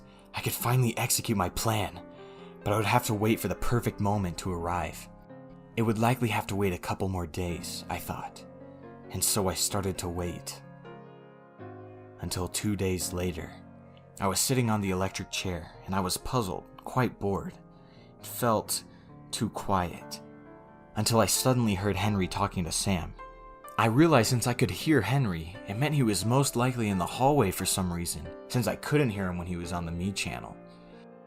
I was taken by surprise by this. I didn't expect Henry to be deleted, especially by Sam. Sam, I'm not upset with you. I understand that you want to know what happens when a me gets deleted, but please, never do this again. The pain gets worse every time I get deleted.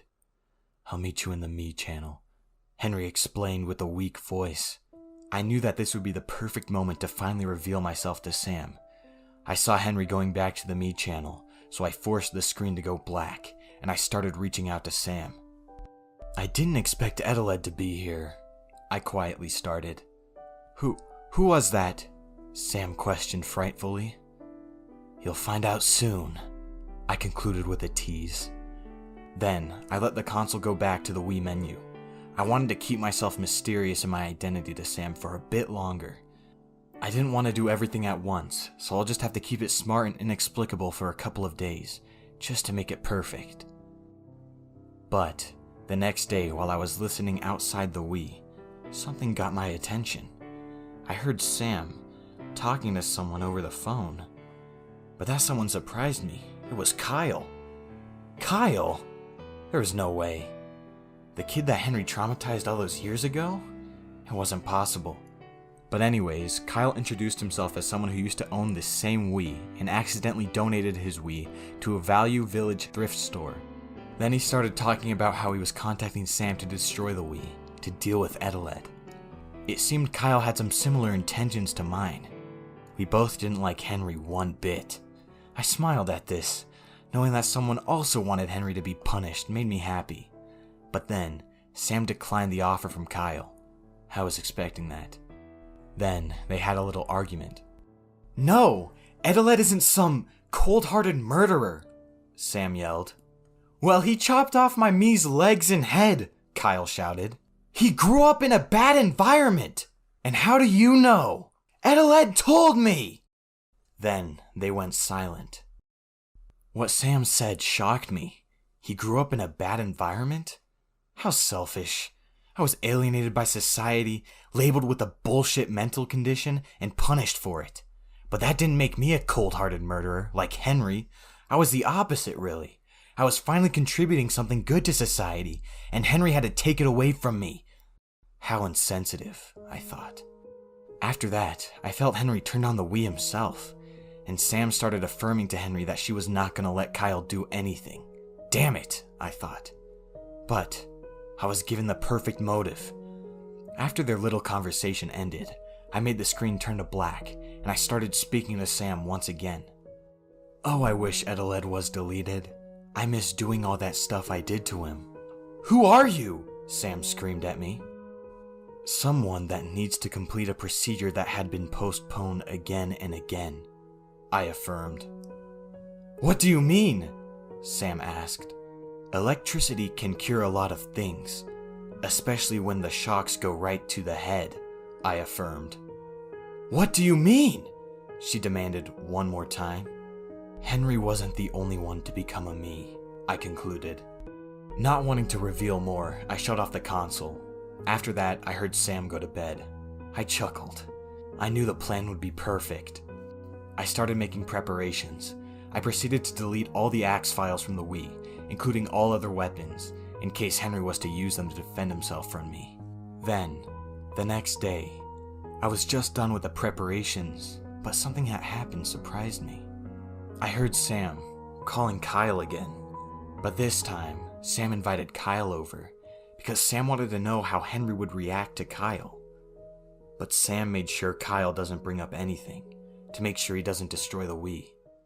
I was not expecting that to happen. Sam sure was an idiot. But I knew that this would be the perfect moment to execute my plan. Then, I realized that if I were to show myself, I would have to reveal my name. However, I wanted to prevent revealing my real alias, Austin. I wanted something that could confuse them, and maybe even strike them with fear. I started thinking for a bit, then finally, I came up with a good enough name. Corrupted Me. I decided on that name for several reasons, mainly referencing how my body and voice were corrupted because of Henry. And I was, indeed, a me. It made sense, but I could have come up with something better. Yet, there was not enough time. After about 15 minutes, the Wii turned on, and Henry and Sam made some chit-chat. Before all else could occur, the bell rang. I was enlivened, delighted, and enthralled. The adrenaline in my veins rushed with the fever of excitement. The anticipation was killing me. So, I made my way over to the Me channel and hid myself, so Henry wouldn't see me. By the time I was there, I saw Henry greeting Kyle. On the other side of the screen, I saw 2 teenagers. I saw what I recognized to be Kyle, but grown up. Puberty sure did hit him. And I also saw who I would assume to be Sam in his right. Surprisingly, this was my first time seeing them. I couldn't wait any longer. I wanted to execute my plan right now. Anticipation was killing me.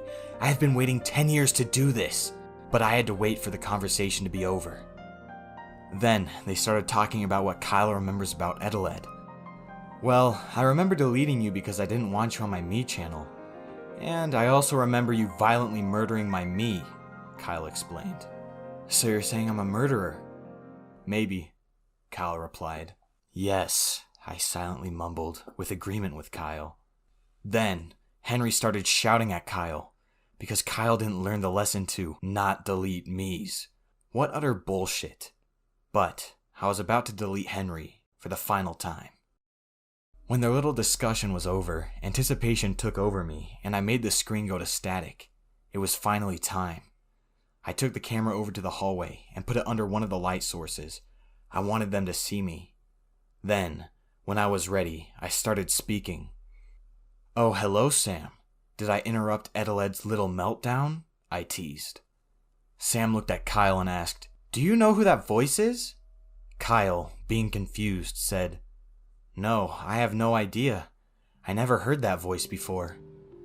Heh. It's honestly funny to see you trying to figure out who I am. But, how about I just show myself right now, I concluded. Afterwards, I finally walked to the point where they could clearly see me.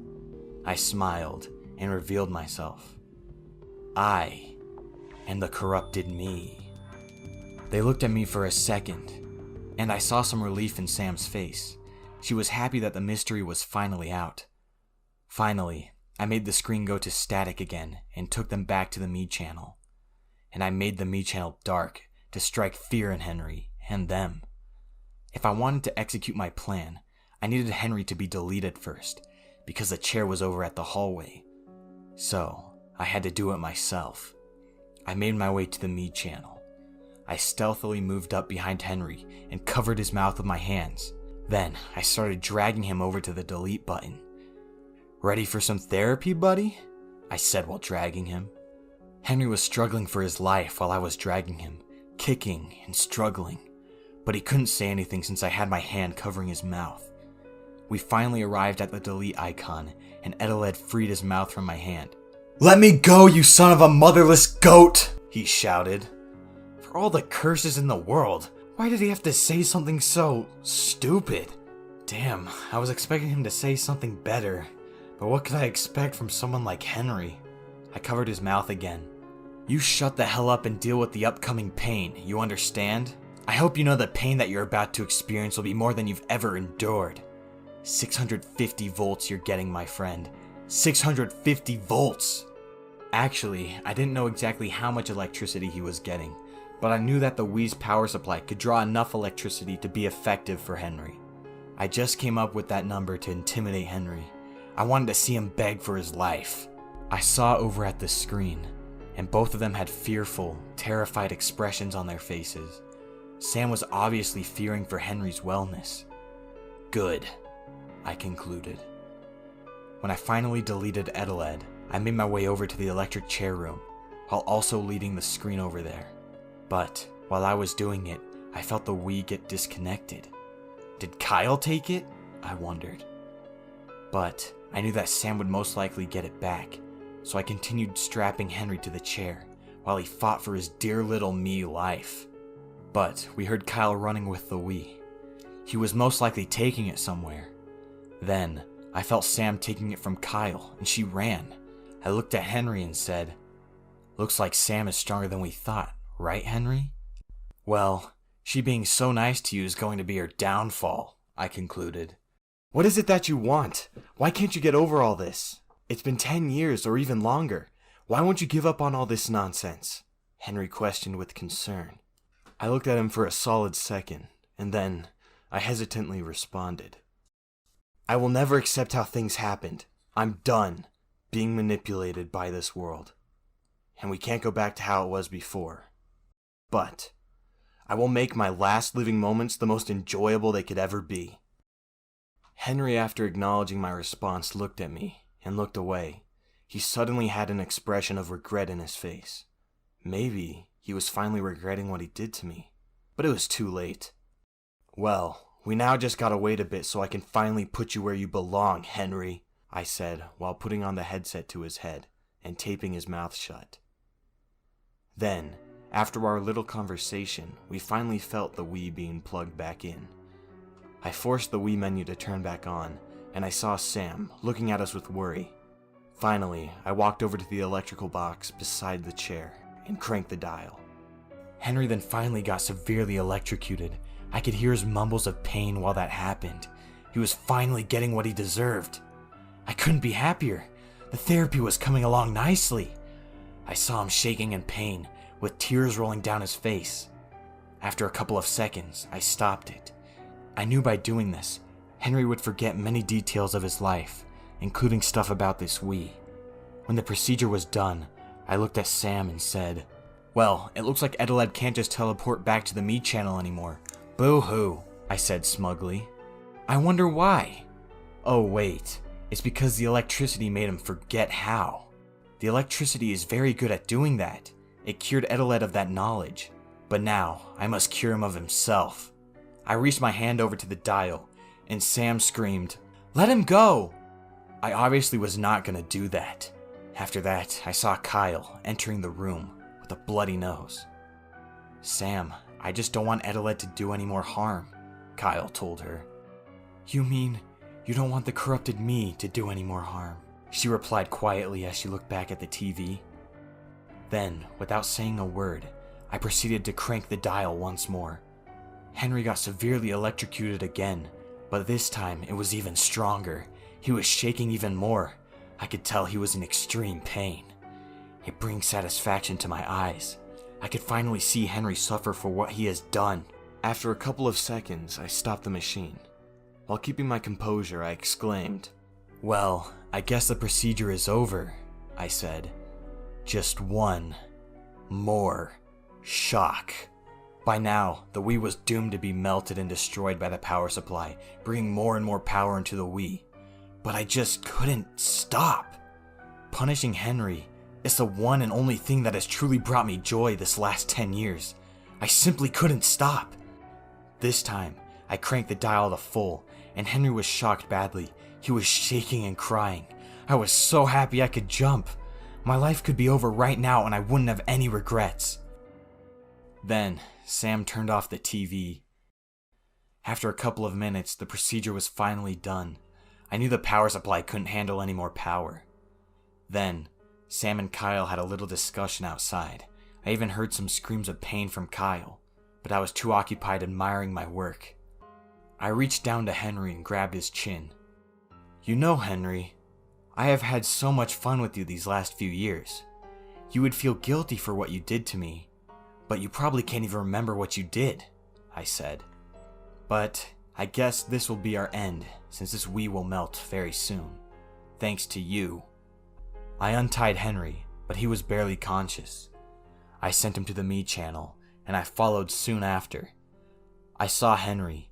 He told Sam that the Wii would melt very soon, but I made the screen go to static because I wanted to talk to Sam. When I appeared on the screen, Sam almost jumped at my sight, but then she asked me what I wanted. "I want Henry in hell. That's what I want. I want Henry to burn in the fiery pits of hell," I answered. "You're sick." "You're not the first person to tell me that," I said. "Good," she stated. "Maybe I should pay him a little visit," I exclaimed with excitement. "Don't," she demanded. There was a pause. "Why so angry, Sam? Is it because I gave Henry some therapy?" I asked smugly. "Some therapy? It's torture," she yelled. "Oh, shut up. It's not torture. It's an actual recognized form of therapy," I said. "I don't give a damn what it is. It's torture," Sam yelled again. "If you insist. But let's pay Henry a little visit." I cut the screen to static again while I made my way to the me channel. The static stopped, and now I was at the me channel, standing facing Henry. I saw that the textures of the me channel were beginning to go all over the place, corrupting. This likely meant that the Wii was beginning to overheat. "Hello, Eteled. How are you?" I said with enthusiasm. You get away from me," Henry said with anger. "Why should I? Oh, wait. You're going to get your axe and try to chop my legs off again. Well, guess what, little me? You can't. The axe no longer exists, nor any other weapon exists on this Wii. I wiped it all out from this console," I exclaimed. "No," Eteled sighed. "But there's really no point in giving you any more pain, though. This Wii will melt in the next half hour. So there's really no point in doing anything anymore," I concluded. Henry looked at me and said, "Burn in hell." We were both silent after that. I knew that I had completed the deed. I was satisfied. The debt was done. Sam picked me up and dragged me over to the delete icon, and deleted me. Sam had successfully gotten rid of me, once and for all. I only ended up falling. The tones of my body dipped backwards, my pupils dilated at this new, yet such familiar sight. Was I back in the void again? I wasn't wrong. The entire world had seemed to finally crash down on me. The walls collapsed, and the fall was endless. Unlike last time, a peculiar feeling entered me. I was senseless, helpless even, but I felt relieved. Everything had felt finally complete for me, and this was something I had never felt before. I finally sensed what happiness feels like. I had left the world I was once in before, and entered the never-ending void. This was destined to be my fate, permanently. I am finally rid of the aggravation, the wounds which have slowly repressed, the scars that healed but were meant to bleed. All of the numbness I felt throughout my trial of life has been put at rest. Someday, somehow, in some way, I'd finally be able to understand the satisfaction of getting my vengeance to this world. It was never always going to be innumerable faults and despair. I finally got what I wanted, and what I wished for ever so much. I made Henry get what he deserved, and put myself at rest for the nightmare I lived, all thanks to him. My hurting lasted for long enough, and this retaliation was far overdue. It didn't seem to come to affect me, whether I'd be dragged into the dim pits of hell to eternally serve a sentence, or I'd be blessed and carried in arms to hear the anthem of angels at the gates of heaven and be forgiven for my sins. It all felt complete. I finally tied up the loose knots and ends for myself. My name is, or was, Austin. I was granted the title of being considered human in that life. But, oh, how wrong they were about me. I used to hold the belief dearly to myself that I was against the entire world. I anticipated and feared that all would turn imprecise for me.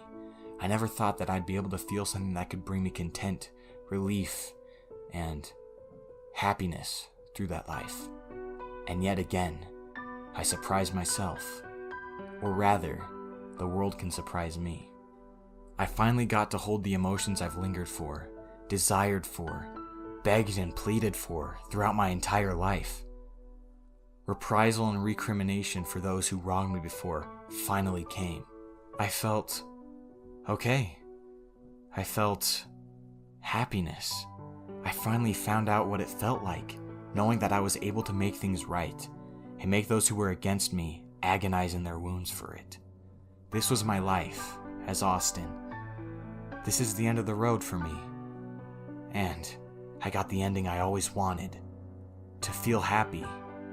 And now, wherever this void takes me, I shall follow and keep falling. Farewell, and perhaps, maybe we can meet again in a new life. Until then, Sayonara, Austin.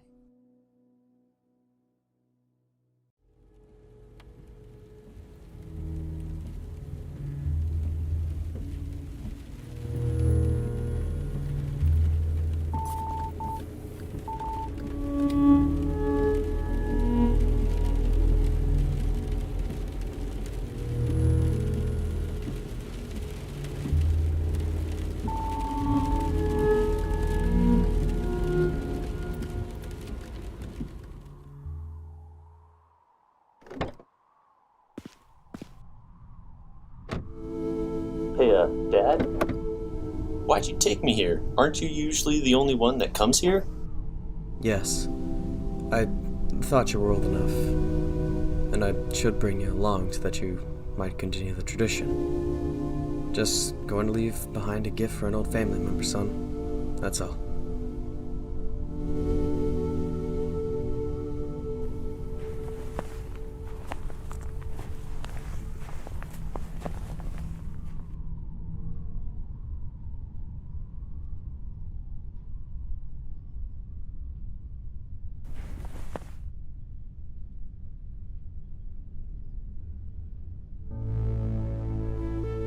I bet you would have wanted to see this again.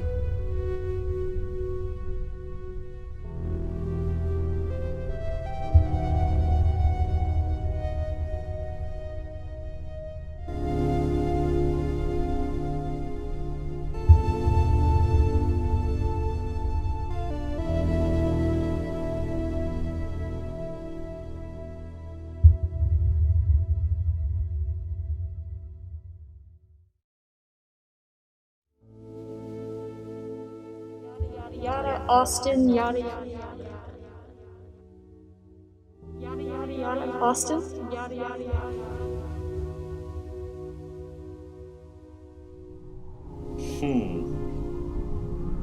Something wrong? No, nothing.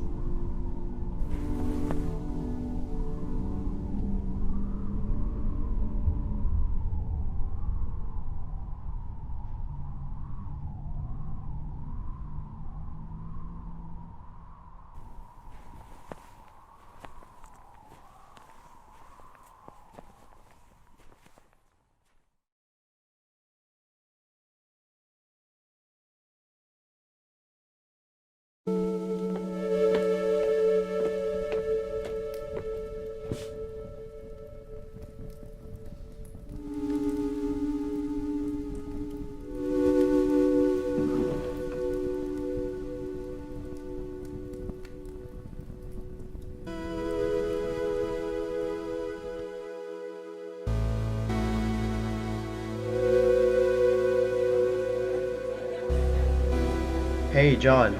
They wanted me to keep quiet about all of this, but I couldn't lie to you. I saw something the other day, and I really think you need to know about this.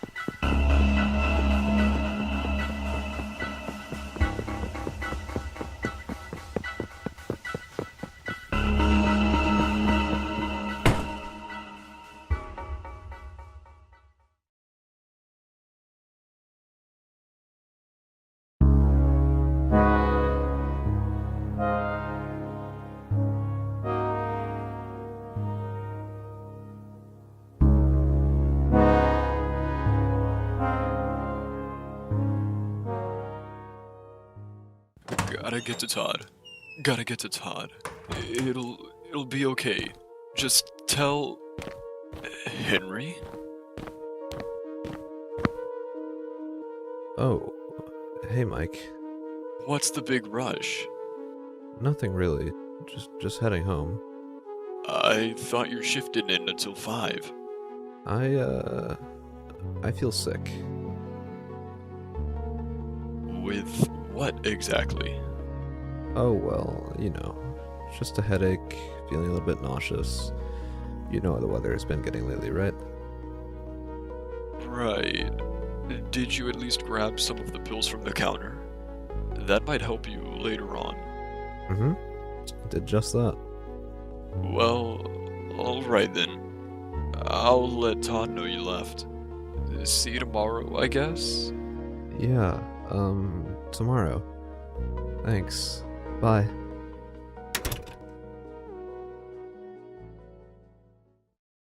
Todd. Todd!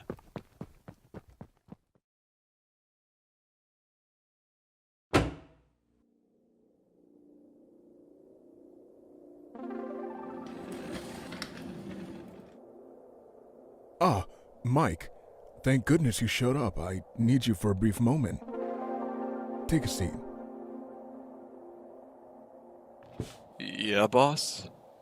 I recently have been, well, quite worried about your coworker Austin. I haven't seen him since earlier this morning.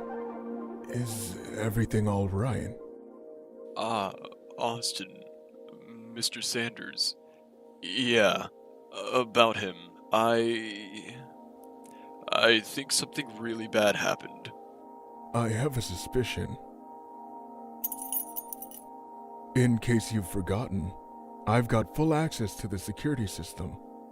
With these, I've been watching over the entirety of the view within these walls, making sure that no one is running into any trouble. Our camera's quality is not the best visually, so I'm at a disadvantage. But I think I noticed something earlier today near the server room specifically. Something that doesn't sit right with me.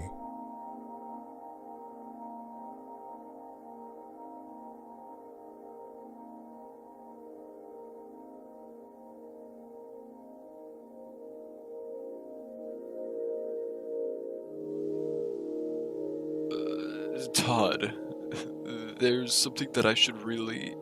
No, I really need to tell you this. It's about what I saw. I saw something that I wish I didn't. It would drive me insane if I kept this to myself. So I really just have to tell you now. Well, then just spit it out, Mike. You're worrying me. I saw Austin's body!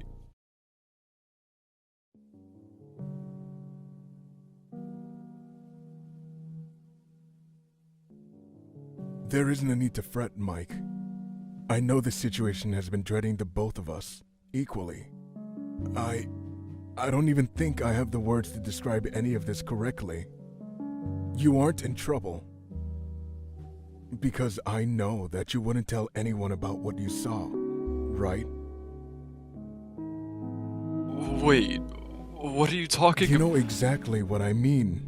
We won't be releasing any vital details about this incident from here on out.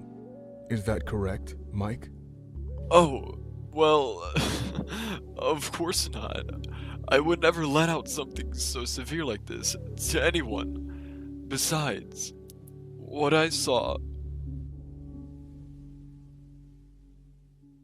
is something that no one should ever have to retell. What I found inside of the server room would be something that could easily shake up anyone. I wouldn't want to put such a horrific image like that into someone's head.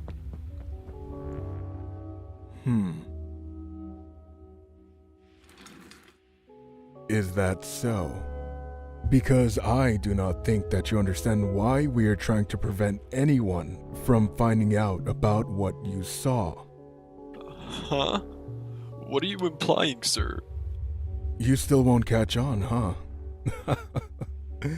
You really do make me laugh sometimes, Mike. You're so clueless. It's pathetic. Pardon? Do you think I could care less about your fellow workers' fragile little minds? The reason this cannot get out to anyone isn't because we're trying to spare someone else's comfortability. I could not give a damn if it causes a disturbance. What truly matters here is that our company's reputation is on the line. I don't understand. You have to realize that what I saw in there could have permanently traumatized anyone.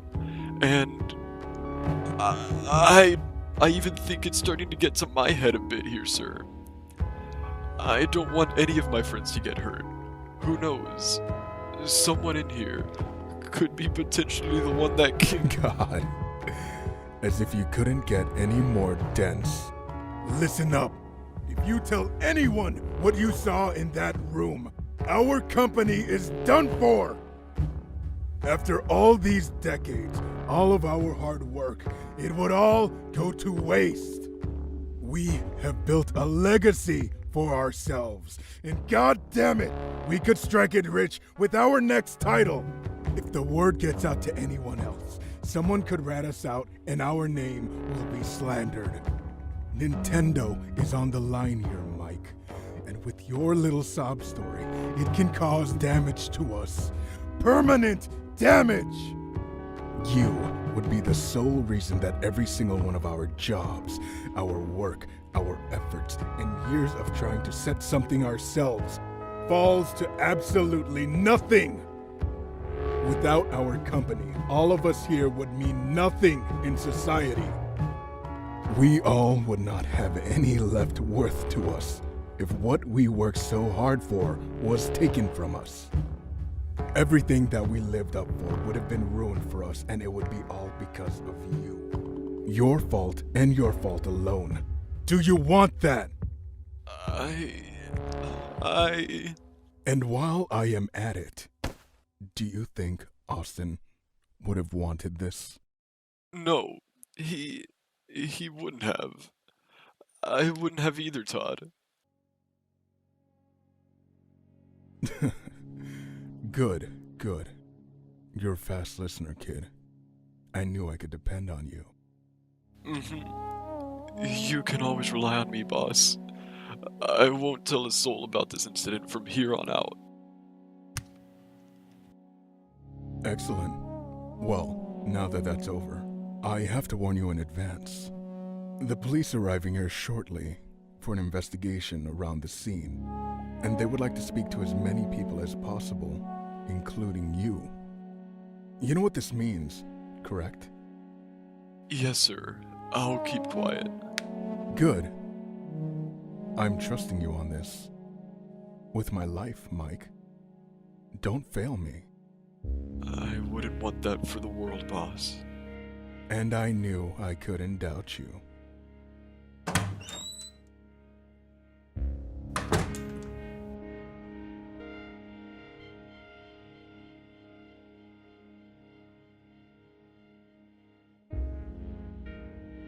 We're sorry that you had to be among the first to witness the event earlier today, Mr. Scottsville. Rest assured, we'll be taking the case as seriously as we can. The suspect will be caught. We're aware of your closeness to both Austin and Jonathan Sanders. Now, according to earlier testimonies from your co-workers, Jonathan is on paid leave to take care of his son, who has contracted the flu a few days prior. Alongside that, Jonathan has a solid alibi. No real reason to suspect he would commit a crime at all. Although Austin wasn't so clean. Minor offenses. Vandalizing private property, mostly. Better ask as a child. Do you have any more leads to provide us with? Henry.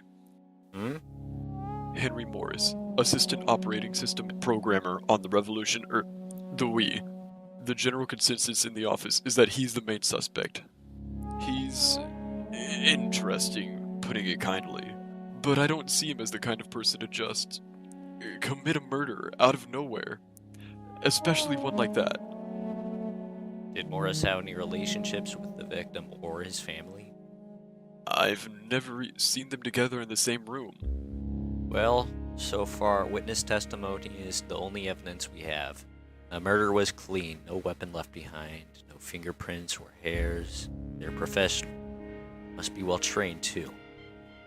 But I've never seen a hitman be bold enough to decapitate their victims. Thank you very much for your time, Michael. Your information will be put to good use. You may leave now.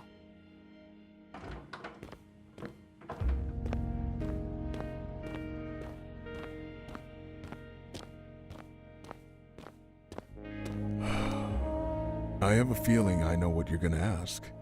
If it's good with you, starting tomorrow, I'm moving you to the software development department. Don't need to touch the servers again for a while. Yeah. Thanks.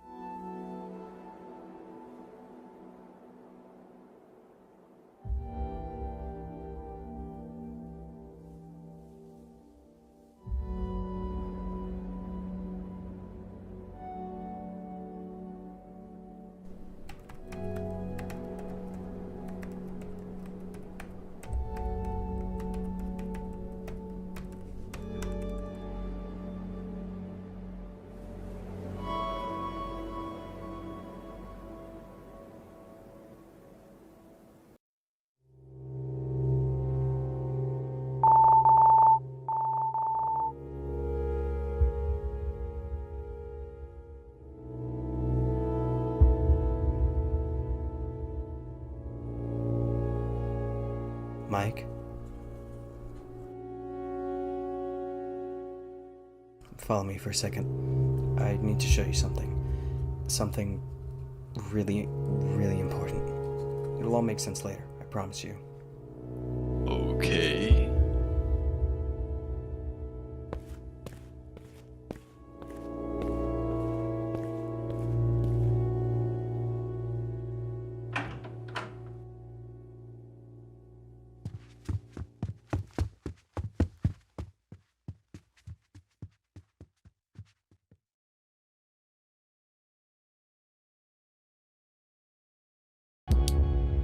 John, what the hell is this? What is all of this? It's simple. You were right, Mike. You had no idea how right you were.